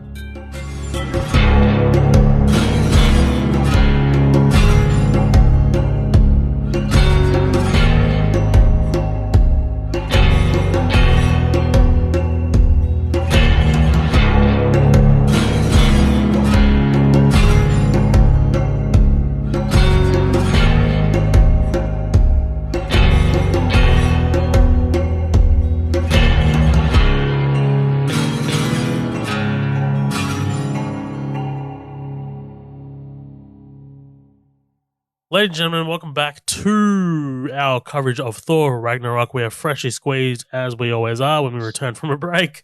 Colin, ready to dive back into this biatch? Absolutely. Let's go. All right, so we're back in the throne room of Hela, right? There's an awful lot of banging going on, and it's not Hela and Scourge. She's wondering what that is. Oh, that's funny. Scourge says it's the people who won't fall into line, right? And basically, yeah, Hela's like, man, like what the fuck's going on? And she takes the army to the Bifrost where the sword is missing, right? And we meet up with Heimdall. Idris Elba as Heimdall. Man, Idris Elba's always awesome. Charles Minor himself. Charles Minor, yeah. This is what happens when Jim doesn't get him in his rundown, you know? Oh man, I know he's such a prick on The Office, but part of me is like, man, you know, I don't know. Part of me is like, yeah, that's just like what a boss is Charles Minor. Yeah. Like he's not really that big of a dick. He's just professional, you know. He's kind of curt, maybe. No, he's not. Like he is. That stretch of episodes is my favorite with his kind of like. Run. Michael Scott paper. Yeah, when I'm aware of the effect I have on women. Dude, that's so good. I'm so sorry we won't spend any more time on this, but like I need to mention the fact that Charles Minor gets Dwight as kind of like his second in charge sort of thing. He's like, I trust you, Dwight. Let's have Dwight in on this meeting with David Wallace. Dude. And Dwight is just talking about like, because they're talking about how to take down the Michael Scott Paper Company, and Dwight is like, I say we get a herd of bees, and we just, like, funnel them. And then, like, Charles Minor, I have a great apiarist. Dude, Charles Minor has got his hand up to his, like, eye, and he's like, what is wrong with you? Dude, that one, and when they start having the meeting, and he's like, "Hey Jim, you want to come in here?" And Charles Minor goes, "Actually, Dwight has been kind of my go-to guy." And David Wallace goes, "I find that extraordinarily, lucky, you know, or something." He's like, "I find that extraordinarily odd, but all right, you know." Yeah, it's so good. But Elba, dude, you know what I actually really love that I really want to mention? I love the Bifrost sword being used as a weapon because we've never seen it before and it's always there and it looks badass all the time. But I love I love Heimdall absolutely laying waste to these soldiers here in the woods because we've never seen Heimdall like this. We've never seen him kind of like physically able, right? Like he's always kind of like standing guard. He always had this badass armor, by the way. Like he always intrigued me as a character. Kind of like seer, this watcher who can kind of see everything happening in the known universe. That's such a cool character. He's the lighthouse, you know. Like I really like. What ends up becoming of this sword? I don't remember seeing it after because I'm trying to put this together with Endgame or Infinity War, but I don't know what happens to this sword. I guess it gets destroyed with everything else at the beginning of Infinity War. Yeah, that's interesting. I wonder, is it with him on the spacecraft at the end? I think so. Because I just, obviously, like I said, I am not the biggest, Thor person, and I don't know, anything that really happens beyond outside of this movie extremely well. But I remember seeing him with it in this movie, and then it just not popping up again, and I was like, yes, where the fuck is it in an Infinity War? So I've just had a look. It definitely. So Heimdall definitely has it on the ship with him at the end, right? Okay, which means it must get destroyed when the ship blows up in Infinity War.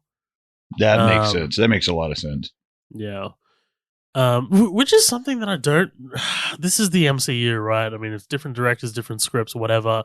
But the entire point of this movie is to save the people of Asgard. And then the opening of the next movie, it's literally the ship in pieces. Yeah. It's just one of those things. But hey, whatever. Whatever gets you through the movie that you're currently in. I just go Hofund, I guess is the sword that's used by Heimdall, the Bifrost sword. Says was indeed broken in the battle. We see this when Heimdall sends Hulk back to Earth by summoning the Bifrost. That is the last we see of the sword, and then the ship is blown up by using the Power Stone. So it's destroyed. Interesting. We also reveal that that Heimdall is looking after the refugees of Asgard right here in the mountains here. But we wake up, right? We're here with Thor, and this is a great sort of like a bonding sequence between Thor and Hulk. Like they're kind of like putting aside their differences. Like Hulk is, I love the way Hulk speaks. He talks like Kevin when Kevin in the office takes away his, yes, me do. Kevin, why say many word when few word do trick? Right. Kevin, what are you going to do with all the spare time? I don't know. Sea World. At first I didn't really know how to feel about it because I was like, just for me, I've always pictured the Hulk having a little bit more of like gruffer. Hulk don't like something. Because I know that's definitely Mark Ruffalo's voice. I maybe wish they'd have turned it down a little bit, like a little bit gruffer. But this is an older Hulk, like this is kind of a fat, spoiled kind of Hulk. He's got his own room and this food and stuff. Like this isn't like a feral Hulk. This is almost like the most civilized Hulk is ever going to get. Right. No, yeah, absolutely. Thor manages to connect very briefly with Heimdall, right? Who says, Thor, we need your help. You got to get over here, right? And that kind of like sparks this sort of like argument between Hulk and Thor. Like Hulk's throwing shit at Thor. Dude, like this fucking giant axe that he throws and like just wedges in the wall. It's like, holy shit, dude. I love the way Thor looks with yellow eyes. I wish they'd have kept it. I think he looks really fucking cool with the yellow eyes. Yeah, that looks badass. There's also something really endearing and adorable about Hulk being offended by by Thor, and he's like kind of like walks away in a huff. He's like, oh yeah. Well, yeah, he tells him nobody on Earth fucking likes him. Yeah, I'd be a little pissed off too. Yeah. So the next day, Valkyrie arrives. Dude, just the little stuff in this script, right? Hey, like the fact that Thor, that Hulk calls her angry girl, right? There's something really endearing about that. And then she's like, "Hey, Hulk, what have you been up to?" Oh well, hey man, what have you been up to? And he's like, "Winning." It's great. But this kind of like sparks this whole conversation between Hulk and Valkyrie. He's trying to get her to come back to Asgard, but she kind of like says, "Hey, look, we've already fought Hela before. All us Valkyries did. When she tried to take the throne originally, and she fucked us up, man. Like she actually fucked us up. Like, I'm not going back. I went halfway across the fucking universe to escape. Like, why don't you get the hint? I only survived because," and then she kind of like trails off, and she believed in the throne. It cost her everything. She no longer believes with it. And that's what's wrong with Asgard, right? The throne, the secrets, everything, and she's done with it. I love the double knife. Yeah. It's unbelievable. Yes, I was just about to say. That is like some Cornetto trilogy level humor. Like that is fucking amazing. I laughed my ass off. It's brilliant, man. Like it's firstly, there's how badass she is, right? Because Thor just like grabs her, and just how quickly she's able to raise the knife, and she says, "Don't get familiar." He lowers it in the left hand. Is another knife coming up? Like that is, that's so cool. That's such a great character beat. But Thor's able to grab the taser. Right, he managed to get out. It's I don't love slapstick humor, but there's just something about this with the with the score rising up, this very heroic speech that is going on, and then he throws the ball at the window and it bounces back and slams him in the face. I don't know. It's stupid shit, but it gets me every time. And then it's the recovery from Hemsworth. It's the double punch thing, and he's like, yeah, like I'm still cool. Like, right. It's like that kid trying make sure that nobody saw them like fall off their fucking bike. Right. Well, and I feel like once he jumps out the window, the theme that kind of kicks in is almost this like ba-da-da-da. Yeah. It has this very like countdown. Yes. It's not just like it, but that's just what it reminded me of, Absolutely brilliant, yeah. So he manages to go over to the Quinjet and just again a very, very hilarious kind of like bait where he's kind of like trying to log into the ship's computer. He's like, strongest Avenger, access denied. Strongest Avenger, access denied. Takes a second. Point break. Dude, like this one time when like we saw in a movie 5 years ago where Stark calls him Point Break is a joke that comes back 5 years later. But I love that the connotation is that Stark has called him Point Break multiple times throughout their adventures, so much so that Thor knows that this is following the password. I love that. Dude, I will say the MCU deserves a lot of credit for long range jokes. Like, in the first, or might be the first, no, I think it's the second Avengers when they're fighting Von Strucker or whatever his name is. And and he's like, hey, let's watch our language, and everybody starts making fun of Cap. And then in Endgame, he's like, all right, let's go get this son of a bitch. And I was like, it's kind of a joke, it's like, dude, this shows you how far this guy's come. Yeah. Because it is almost a joke, but I do want to ask you a question. Once he gets to the Quinjet and he accesses the thing, and Hulk shows up and Scarlett Johansson pops up, is that from Age of Ultron, or do you think they had her record that again? Because it looks like, I don't know, it almost looks like they got Scarlett Johansson to do it because it's a lot more of like a direct kind of shot. You know what I mean? Like, I wonder if that's the one from Ultron, Age of Ultron, or if that's like hey, you mind coming in for an hour? We can film this real quick. That's interesting. I hadn't considered that. I mean, like, my gut reaction was that it's from Age of Ultron, but me too. But as I was looking, I was like, I don't know. As I have it paused right now, it looks like she's kind of like got this wig on. That's what I'm saying. It looks a little like, it's like, maybe it's just because the first time we saw it, it wasn't like the direct full on like view that we're seeing it with, like the shot was kind of at an angle. But at the same time, I'm like, yeah, it's just, I don't know. It does kind of look a little off, and like her face doesn't look quite the same. Obviously she's not older or ugly or anything. It just doesn't look the same as it did in no, dude, a beast. I would kick her out of bed for eating crackers in a heartbeat, The insinuation is that she's in your bed already. Yeah, right. And I'd kick her the fuck out. I hadn't considered that. I don't think it takes away from this moment, though. I think this is one of the strongest moments. No. Yeah, it's great. This kind of like powering down of the Hulk and his reaction, and I love Hulk, fighting with Banner, right? No, Banner. And he just kind of like does that yell, and it's like, it's actually kind of really heartbreaking.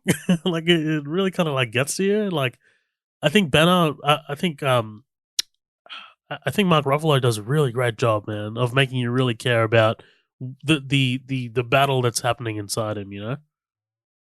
Yeah, I think, I don't know. That's also what pisses me. They do a great job in this movie of making you not a great job, but a good job of kind of bringing that up to you and making a point of it in this very tender moment.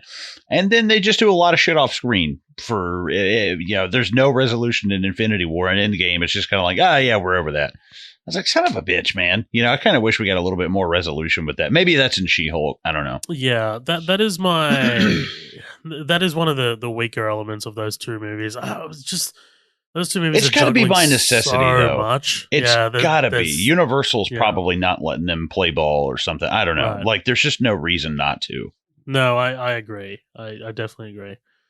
There's a moment where Ruffalo walks up to the screen and his face kind of like melds into the Hulk, and you can see just how similar they look. It's a visual thing, but it looks really cool. But yeah, dude, the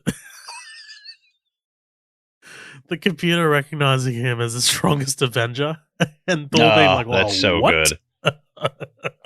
I will say there is something. I just watched the scene from Ultron when he's flying off. I think it might actually be the same footage, but he looks so different. If you watch Age of Ultron and then watch Ragnarok, that is like a totally different Hulk.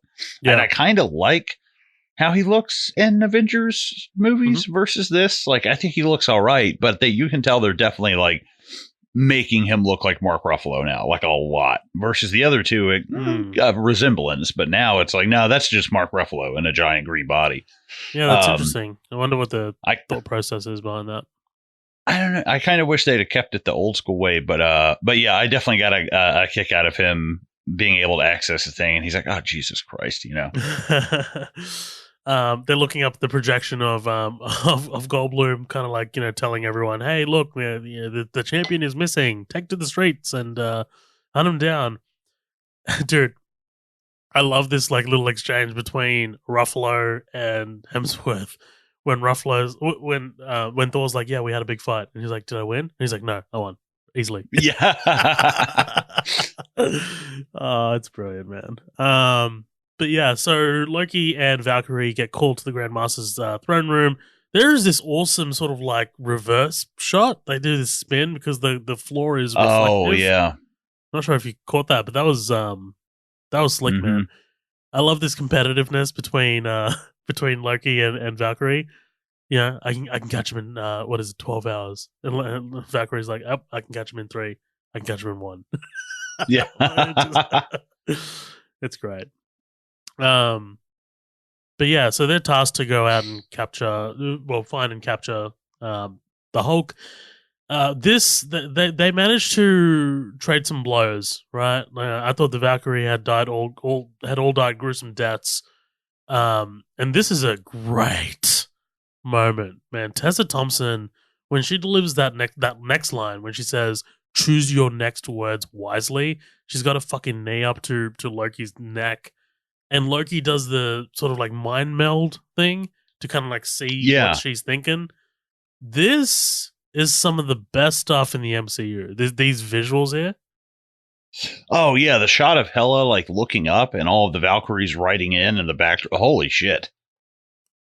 Yeah, they do this thing with. I don't know how they shot this. Obviously, there's a lot of CG here, but they definitely filmed some stuff. I think I saw a featurette where they had this really high frame rate camera, and they had the light source sort of like moving, like rotating. That's why you have the shadows sort of like rotating. Cool. Yeah.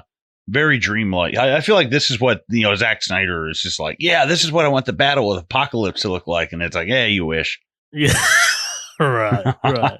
But this looks absolutely incredible. Something that I never thought I'd see in a Marvel movie is something this visually stunning, man. It looks like they spent a lot of time on that sequence. I love Thor and Hulk walking through the streets, and Thor's just like, sun's getting real low, sun's getting real low. Oh, shit. But this conversation that they have on this curb is really good. Like, yeah, I've never been on an alien planet. And he's like, what? You've been on planets before? And he's like, yeah, one. Yeah. Yeah, well, and imagine just being asleep for 2 years and waking up. Yeah, like that's another oh thing. My God. Oof. That's another thing that was really interesting, right? when Banner says it always felt like, I always had one hand on the wheel, it didn't feel like that this time. If I had turned into the Hulk again, Banner might not come back. Do they ever Which say is really cool. what is the reason that Hulk is able to stay Hulk for 2 years?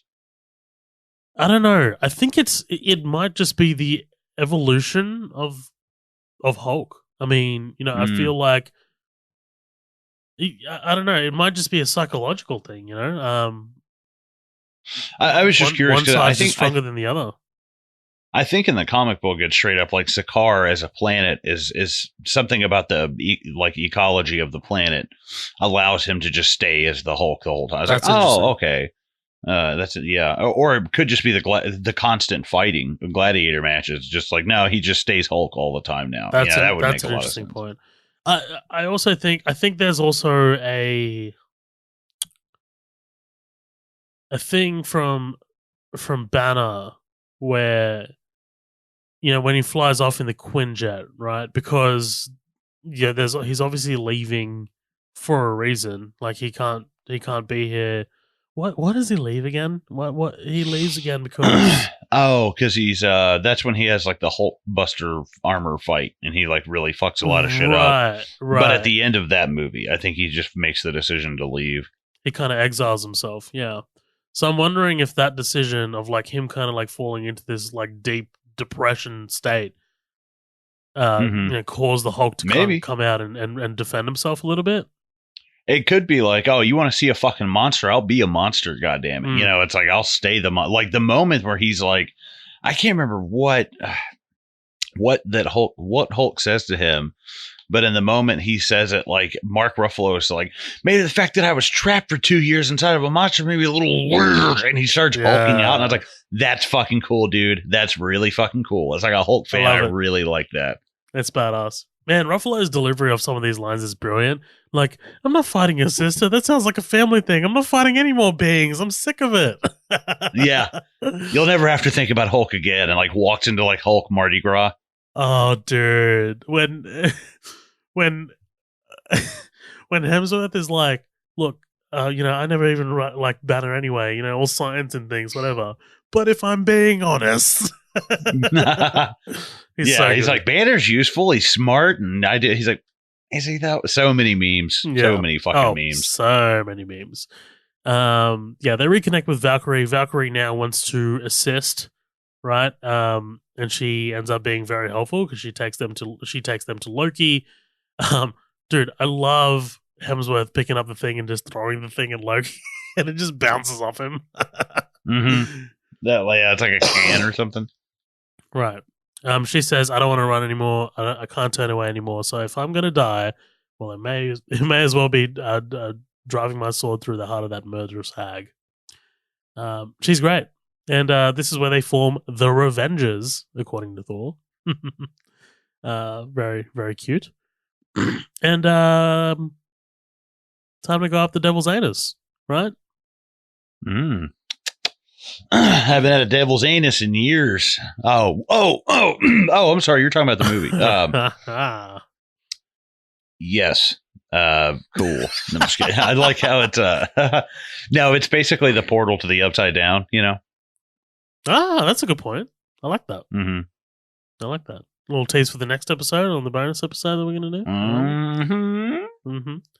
do. Thor says we should start a revolution. Oh, dude, this whole story about snakes. When Loki turns on the snakes. He stabbed me. It's so good, man. Just again, the humor is brilliant. Valkyrie goes and gives Korg this gun. Are you Korg? Who's asking? I mean, I know you're asking.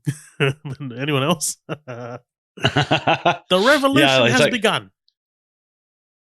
He's like, is that some kind of like protoplasm you have there, or those eggs? I think they're eggs. Oh, it's so good, dude, when he's sitting there like, oh man. But look, so Loki and Thor are on their way to go and grab this vehicle.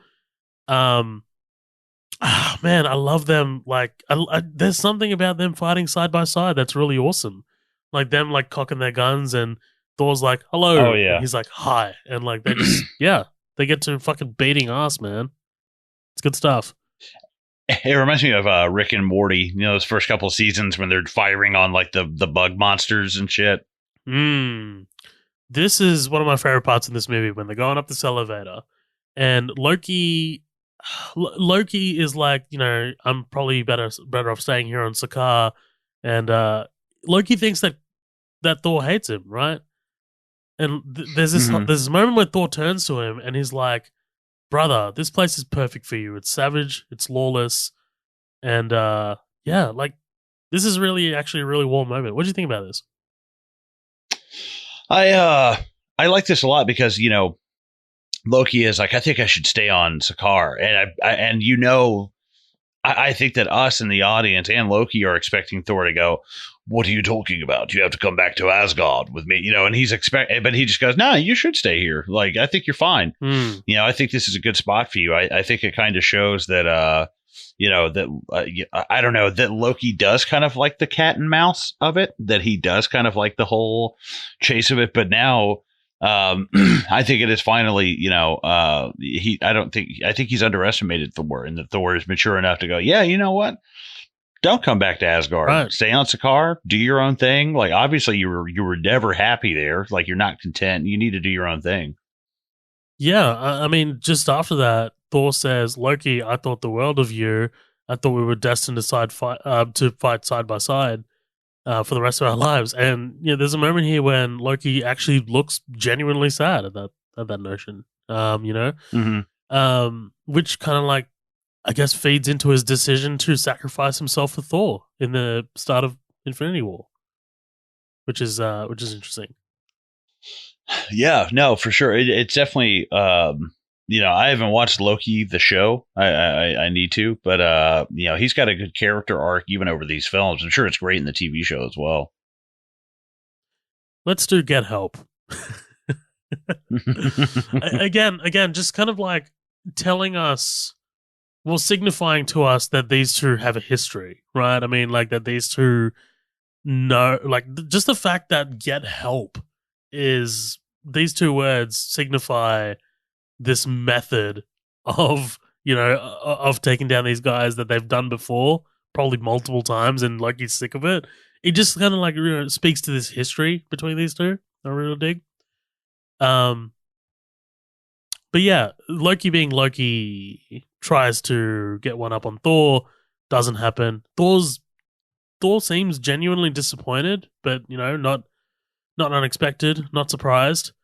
Uh, Right, exactly. yeah, manages to take out Loki, and I love him throwing away the controller, and he's like, "I'll just leave this over here." Yeah, all got places to be. Steals the Commodore ship. Commodore, definitely named after the Holden Commodore that is known here in Sydney, in Australia. Sorry, What is it? the Holden Commodore. Do you guys have Holdens there? I don't know. I don't know what that is. Holden is an Australian car brand. I think now it's defunct very recently, actually. When I say Australian, I mean true blue Aussie Australian.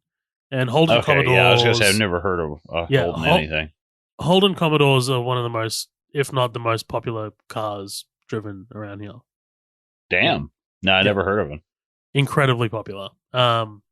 Yeah, very very patriotic Australian cars.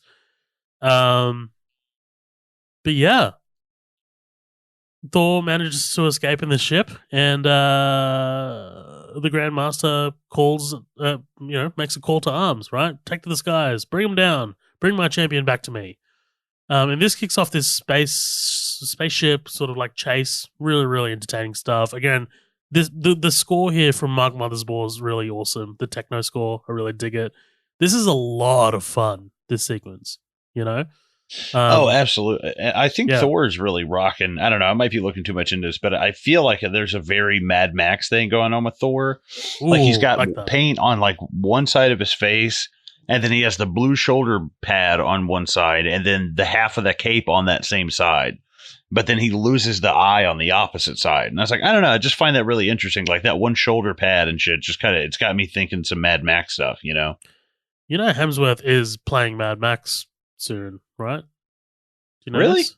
Yeah. So Huh. Furiosa is a prequel, and he's playing a young Young Mad Max. Young, goddamn, he's not. I mean, how Uh, old's Tom Hardy? 40? something like that. I mean, like Anya Taylor-Joy is playing Furiosa.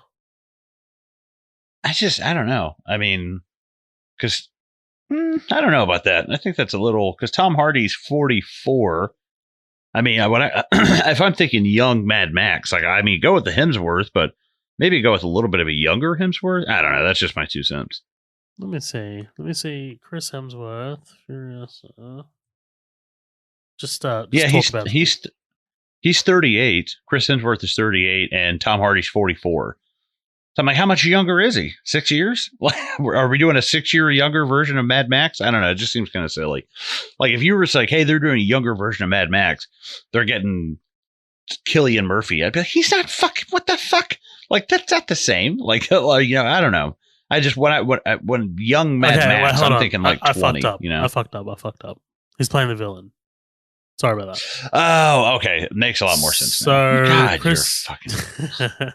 So he says, George Miller saw Chris Hemsworth initially as a courtesy and then fell in love with the idea.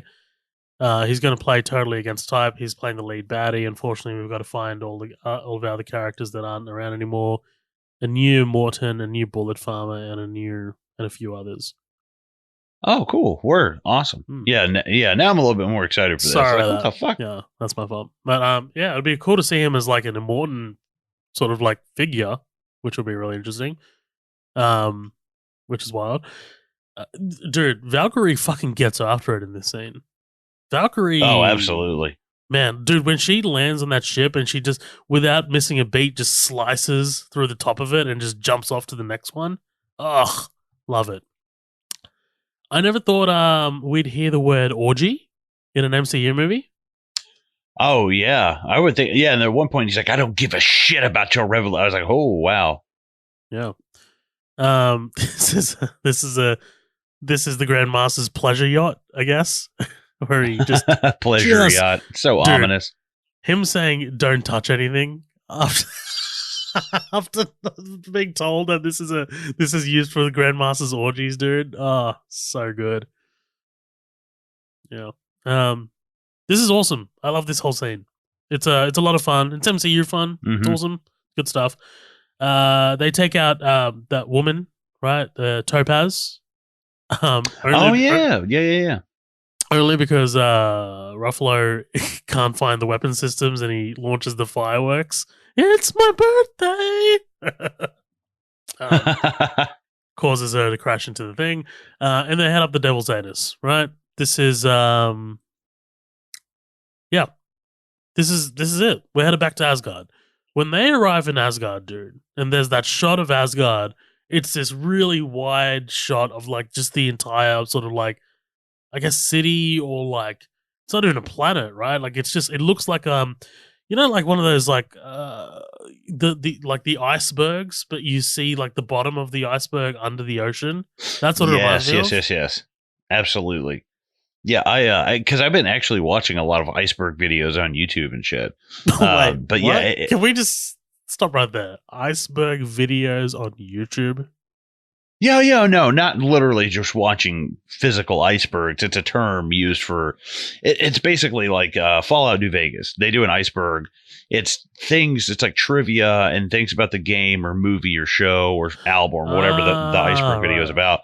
And they start at the tip of the iceberg, which is well-known stuff, like conspiracy theories and stuff like that. And then when it gets to the bottom, it's like weird, obscure shit. You know, it gets really crazy. It's pretty fun. I thought you were watching like the Antarctic shelf. Yeah. Just like, let's just watch them move. I was like, are you like concerned for the Titanic or something? Like, is this? I like hearing them rub together. Right. Let's talk about this. Puts me in a state of desire.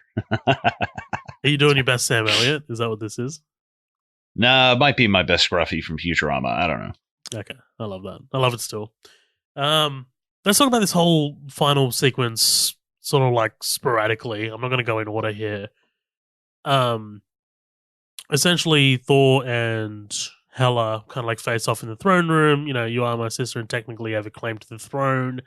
But like Yeah, they they get after it, right? And then you have Idris Elba leading the refugees across the Bifrost, across the Rainbow Bridge to the to the Bifrost, The Bifrost. to the Bifrost.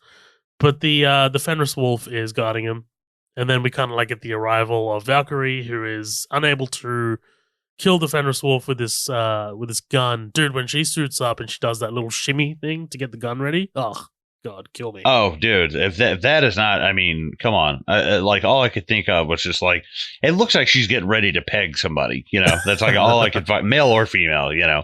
Let me shove this up your ass. Yeah, absolutely. Maybe you play your cards right. You might, She doesn't need to play any cards with me, dude. She's got a yeah, right. Yeah, she's got a media pass. Tessa Thompson is awesome. We got to cover Creed as well, by the way. Oh yeah. But yeah, this prompts the Hulk to spring into action, or a bit of a delayed. Dude, when he jumped out of that ship, and I was like, man, I would die if he just ate shit on that rainbow bridge.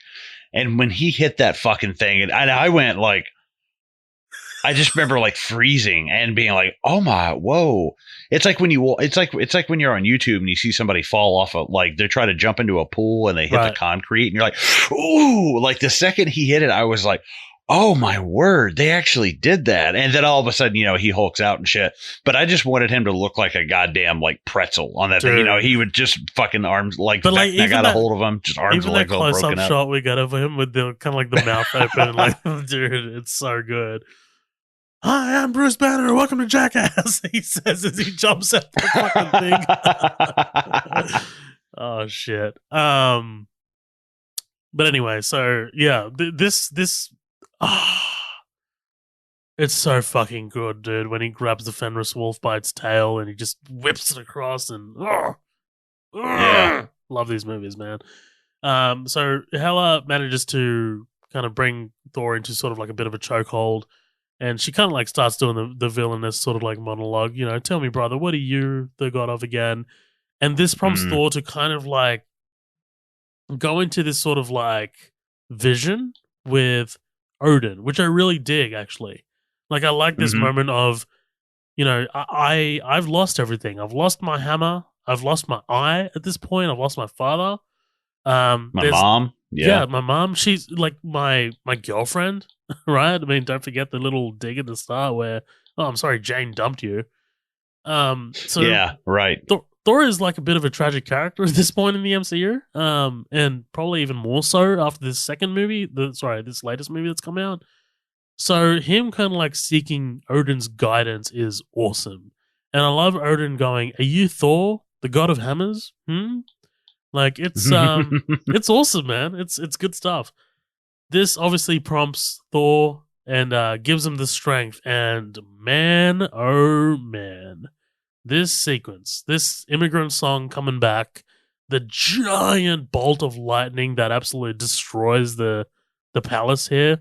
Oh, it's good stuff, man. Well, and because at first I was like, man, they really only used the immigrant song once, and apparently it is notoriously hard to get a hold of the immigrant song. Yeah, I heard this too. They talked about that on School of Rock, a Linklater film, and they were saying that it was just such a bitch, but Richard Linklater was like, no, I gotta have it. I gotta have it. So I was like, man, they really only used it once, and then they brought it back, and I was like, okay, yeah, now that makes a lot more sense. Dude, when they bring it back for this, and like you kind of like get these drums before it starts, like the dun dun dun dun dun dun dun dun. Yeah. And it's awesome, man. And dude, Thor going to the Rainbow Bridge and the shot of him leaping and like the kind of like army kind of like rising up to meet him. It looks like a fucking Michelangelo painting. It looks like somebody took the other half of like the Battle of Iwo Jima and like put it, like that really infamous photos of the guys raising the flag. Like it feels like the other half of that photo that got like lost to time or something, That's a fantastic call. But yeah, man, Thor just laying waste to these guys, dude. Like I love he does this thing where he jumps and like you just see 3 bolts of lightning take out like 3 different guys, and it's like I'm like, man, that's like a Pikachu power. You you just fucking you just use Thunderbolt on these motherfuckers, and it was super effective, man. Oh, but yeah, this is awesome. I love Valkyrie getting into it, Loki getting into it. They managed to um destroy the rest of the army. They managed to get the refugees on board safely. While this is happening, the Hulk is having a massive death fight with the Fenris Wolf. Love the close up of the wolf actually biting into into the Hulk, and you just hear this muffled like under the water. Mm-hmm. Yeah, And it's like Frankenstein fighting the werewolf man. Dude, Hulk just suplexes the wolf off the fucking thing. Yeah. I love it, dude. It is the most rad shit I've ever seen in a movie. So Thor turns to Loki and Valkyrie and says, "This is not about stopping Ragnarok. Sorry, this is about causing Ragnarok." And Loki says, "That's bold, brother, even for me." And Loki heads off towards the throne room, right? And yeah, Valkyrie and Thor kind of like get into this scrap again with Hela. This is all good, like physical action. I enjoy this. We know what the outcome's going to be. We know the heroes are going to win, right? I mean, it's the MCU, but I mean that doesn't like people turn to the MCU and say it's all the same, and I don't agree with that. I mean, aesthetically, you can't say that this movie looks the same as Captain America: The Winter Soldier, right? It's a different thing. But I get what you're saying in terms of like, yes, the superheroes win all the time, pretty much, right? Even if you do look at Infinity War and Endgame, if you do look at that movie where Thanos wins initially, yeah, I don't know. It's just a staple of the genre, That's just what it is. Well, and I think this one, at least, it's like we know where we're going, but at least this one took a different route to get us there. I did like that. Yes. It's not where like how we end the story, it's how we tell it. And I find great comfort in that statement with the MCU. I love Scourge getting on the ship and kind of like doing like a bit of like a 360. Oh, sorry, 180. 360, Jesus Christ, that'll bring him right back to where he was. He must have done something to these two M16s because he never runs out of ammo. Well, he does, but he's got like 500 rounds, dude. Like the guy's got like a warehouse of ammo behind him. Yeah, he's got like the whole ammunition of like the Cast for Predator and those two fucking guns, Right. Right. Like we said, Loki's running around in the throne in the whatever this treasure room. Can't resist himself with the Tesseract, but he managed to grab the crown, throw it into the Eternal Flame. And yeah, this is awesome, man. This whole thing with Surtur. What do you think about this ending? I like it. I like the fact that there's a little bit of setup and payoff with Ragnarok in the beginning and the end. And I think that really it's an analogy for Thor as a character. I think that the direction they were going was just not working. And maybe once Guardians of the Galaxy came out, they saw, because this definitely has a little influence from Guardians of the Galaxy. The bright colors, the 70s soundtrack. It's definitely its own beast, but it has a large push from Guardians of the Galaxy. There is no Thor Ragnarok without Guardians of the Galaxy. I think Guardians of the Galaxy was the first ones kind of testing the water. But as far as endings go, I mean, how often do you see an MCU movie that it's just like, we have to let them destroy New York, like that never happens. But it's also a great analogy for where Thor was as a character and where things needed to be shook up. And at this time, 2017, I mean, it's been almost 10 years of Marvel movies. So going into it, what do we got? 2008 is when we started. I think going into after this one is, hey, man, things are not going to be the same. There is no Asgard. There is no Odin. There is no Mjolnir. But also at the same time, like, I feel bad for Thor because nobody lost. And you combine Spider-Man, Captain America, and Iron Man, and they didn't lose even a fraction of what Thor has lost, you know? And I personally, I don't know what they're going to do with the Avengers in the future. I really wish they would make Thor the leader. I think she's just so much pain and loss, and the time he's been alive, the wisdom, the humility he's learned. I think he is a perfect leader of the Avengers right now. And he's one of the OG Avengers left.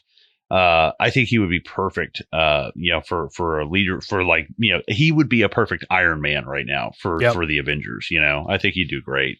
I think that's a really good point. And you haven't even seen the new one. Like he loses someone else in this new one that I'm not going to mention. All right. Calm down there. But I think you're definitely on point.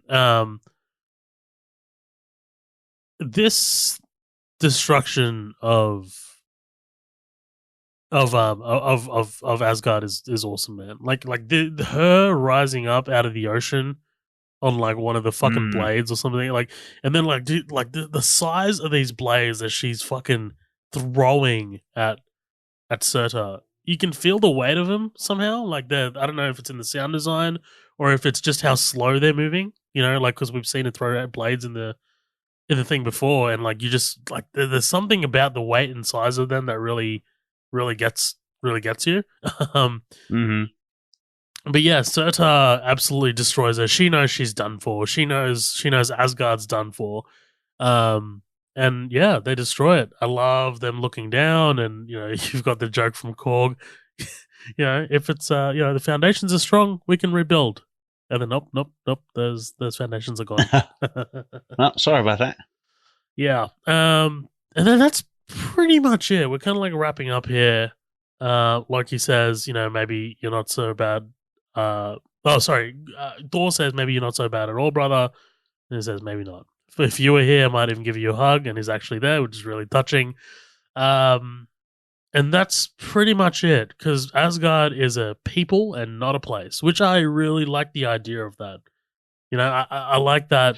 Yeah, absolutely. Yeah, there's something really nice about that. No, totally. And it makes me think of, you know, there's always been this argument, especially in the South growing up, about churches, that, you know, people always say, you got to go to church. And it's like, the church is the people. The church is, God is everywhere. It's like, It's kind of like, we don't need a building to tell us, you know, who we are and what we are. I was like, that's kind of interesting. I've always really appreciated it, even though I'm a borderline anti-religious.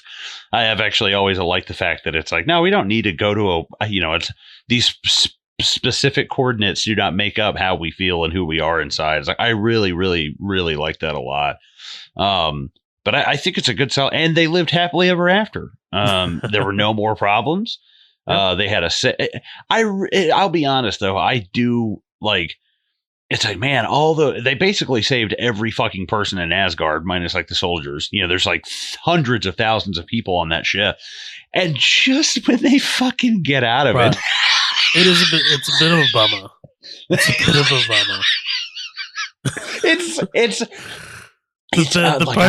The post credits is literally Thanos' ship arriving and just fuck them up. It's like a 2-hour joke for just like a really anticlimactic punchline, and it's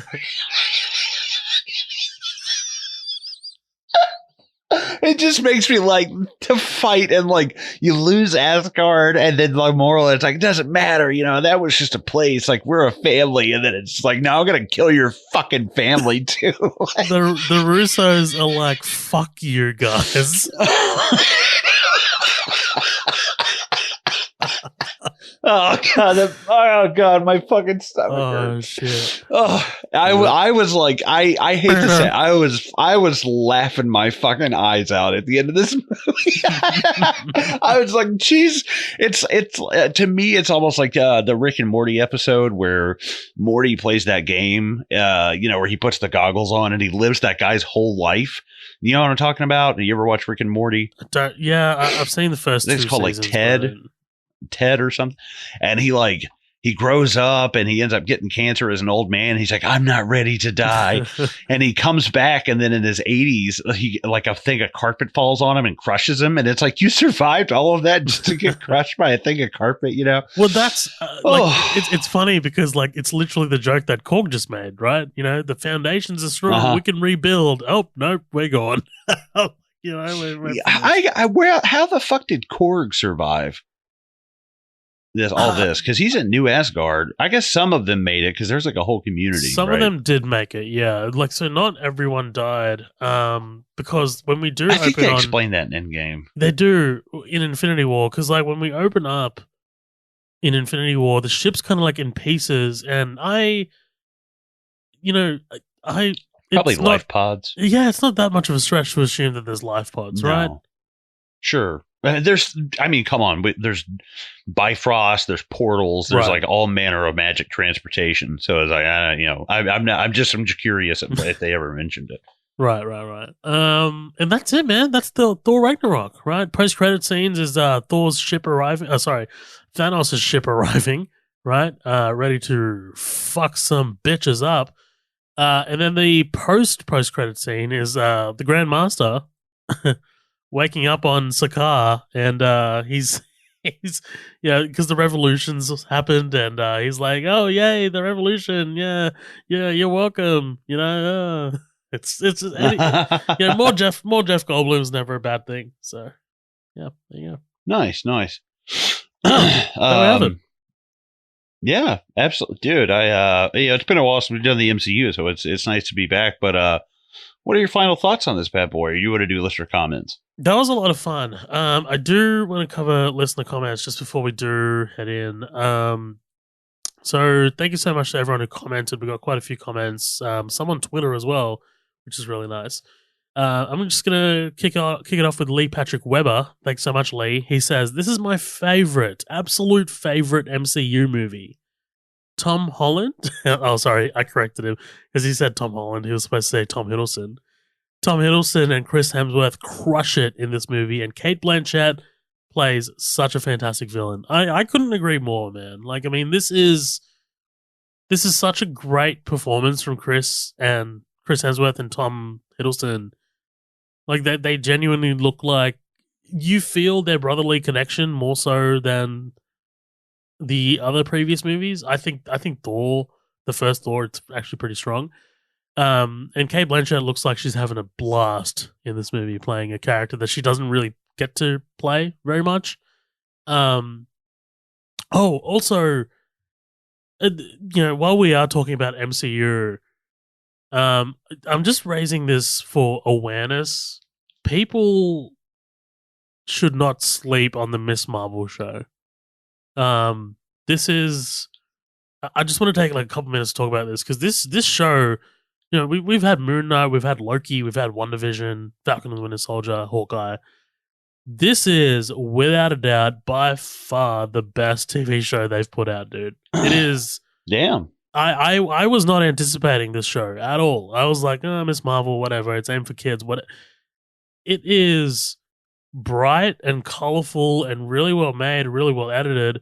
But more than that, it feels like the writing they've put quite a bit of research into, because it dives into something called the partition, which is back in the days, India used to be one big country, and then it was divided after British rule into India and Pakistan.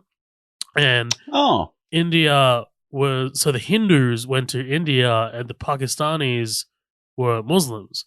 And Miss Marvel's kind of like history, her familial history, is tied up in that partition. And this latest episode, which was just episode 5 out of 6, so next week is the finale, covers the partition in great detail and how it affected people, not just the MCU or Kamala Khan or Miss Marvel. It was the first time that I really felt like I genuinely learned something about history from the MCU. I was like, holy shit, that was fucking awesome. I can't believe that they're going into this, and it was really, really deep and meaningful, and the acting is incredibly solid across the board, and it is such a more deep and thoughtful show than I thought it would be. Add to that all of them, like, because she's a young Muslim girl, all of the interactions between her and her parents are incredibly genuine and incredibly well thought out, and I watch this show and I'm just like, that's happened to me. That's happened to me so many times. I watch it with my parents every week, and they can't get enough of this show. Is the show called Disappointment? Yes, No, it's called Disappointment. Yeah, it's called What Time Will You Be Home? That's literally yeah. That show is something special. And I don't know if it's because, I'm sure it's because I'm Muslim as well. And I'm feeling what an African American kid watching Black Panther would feel. Like, I don't know. Sure. I'm sure that's tied up into it, but it just feels like, as an adult watching this show, it just feels like they've put more time and effort into this show than anything else, and it really, really shows. So if you do have an opportunity to check it out, definitely do, because it's an absolute delight. Like, it is solid across the board. All 5 episodes so far are brilliant. So, hell yeah. I'll have to check that out. Sure. Oh shit, I just had my comments pulled up and I fucking turned them off. Hold on. Let me get this pulled up again real quick. Sorry, everybody. Okay, here we go. Let's start with, for me, Patrick. Patrick Harrington, by the way. This cast is my sexual orientation. What a great movie. It's fun, has great action. Taika as Korg is it Taika? I'm just going to say Taika. Taika as Korg is a major scene stealer. He's consistently delivering hilarious dialogue. Carl Urban, enough said. Looking forward to this one. Thanks, Patrick. Thanks so much, Patrick. Completely agree. Carlos Freitas, friend of the show, says, if I could only watch one MCU movie for the rest of my life, I'd pick this one. It's so very funny, with fun action, very cool visuals, and Immigrant Song is the single best needle drop in the MCU to date. I'm going to mostly agree with that. I think, and if you don't love me now, yes, you will never love me again. I'm going to say, so good. I just like that song. The opening scene of the MCU in general, Back in Black with Iron Man, was awesome. Oh, sure, yeah. And then Guardians has quite a few needle drops. Cherry Bomb is a big one for me. Cherry Bomb. Oh, right, yeah. But and Aaron Miller. Thank you so much, Aaron. He says he's a friend from work. Yeah, man. Look, closing thoughts. I absolutely adore this movie. This is such a great redirection for this character. It's a great entry into the MCU. This giant spanning franchise, and this shines, man. Like, this absolutely shines. It's got great action, great visuals. I love the aesthetic. I love the music. I love the constant music as well. Like, it's constantly sort of like in the background somewhere. Chris Hemsworth's comedic chops and timing is brilliant.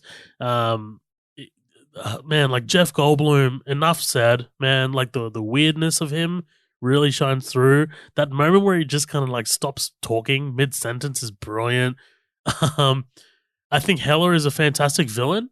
She's a very cookie-cutter villain for sure, but I think this movie has a lot going on already that we didn't really need an overly complex villain. You know what I mean? Like, we didn't need a Killmonger or a Thanos sort of level villain that kind of comes in with his own sort of problems. I think Hela works in terms of just how simple she is. I think I love her power set. She looks awesome. Her visual style is awesome. Yeah, I think this is, top 5 MCU for me. I think it sits at number 4 or 5. But yeah, I love this movie. Well, hell yeah, dude. I'll keep it short and simple. I like that a lot. It's definitely not my favorite MCU movie. I will rewatch it again.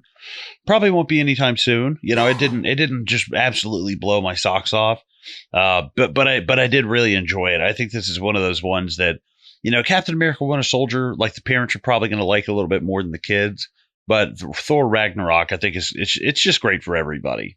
It doesn't have that slow burner kind of like political thriller thing going on. I think it's a good all around movie. I think they do a great job with their editing, with their sound, everybody. But really, their sound design and the soundtrack were some of the standout parts to me, because there's not a lot of MCU soundtracks that have scores that are written like electronically. That have like that, and he's like running through Sakaar, and I was like, that's bold. That's not a lot of MCU does that. They either go with like classic songs, or they have that orchestral kind of score written in there. So I definitely appreciated a little bit more for that. But I also like more so what it's saying about Thor in general, of just being like, hey man, we got to shake some things up. We got to break some eggs to make some omelets here. And we're going to start really fucking breaking eggs. I respect it a lot for that, of having the courage to shake up what's already been given to them. Asgard, Odin, the hammer, like everything, they shake it all up. So I really like that. That's probably my favorite part about this movie, is the fact that they just really, really they really flip the fucking apple cart over. And I really respect a movie for doing that and sticking to it, and not being like, oh, it was all a dream, or, oh no, we're just going to go here now and everyone's alive and blah, blah. It's like, no, everybody's fucking dead. Loki's dead. Odin's dead. Hela's dead. All your family is dead and your home country is destroyed. It's like, wow, that's just, I don't know, that I really, really appreciated the change up. That's probably my favorite part, but it's a solid movie. I'd say it's a solid, 7.5 out of 10 for me. Awesome. All right, man. Well, let's wind this down. Guys, thank you so much for joining us on this episode of Midnight Double Feature. We covered Thor Ragnarok. This was a great time. Had a great time doing it. Had a great time watching this movie again. If you do like what you hear, check out our bonus stuff. It's for $5 a month. Patreon.com/Midnight Double Feature. You get 50 episodes, and we're constantly making more. In fact, we're actually headed off now to record another episode. So yeah, that'll officially be episode 51. Colin, do you have anything else to say before we do head out of here? No, just thank you guys for listening. If it's your first time checking out the show, we appreciate you lasting all the way until the end with us.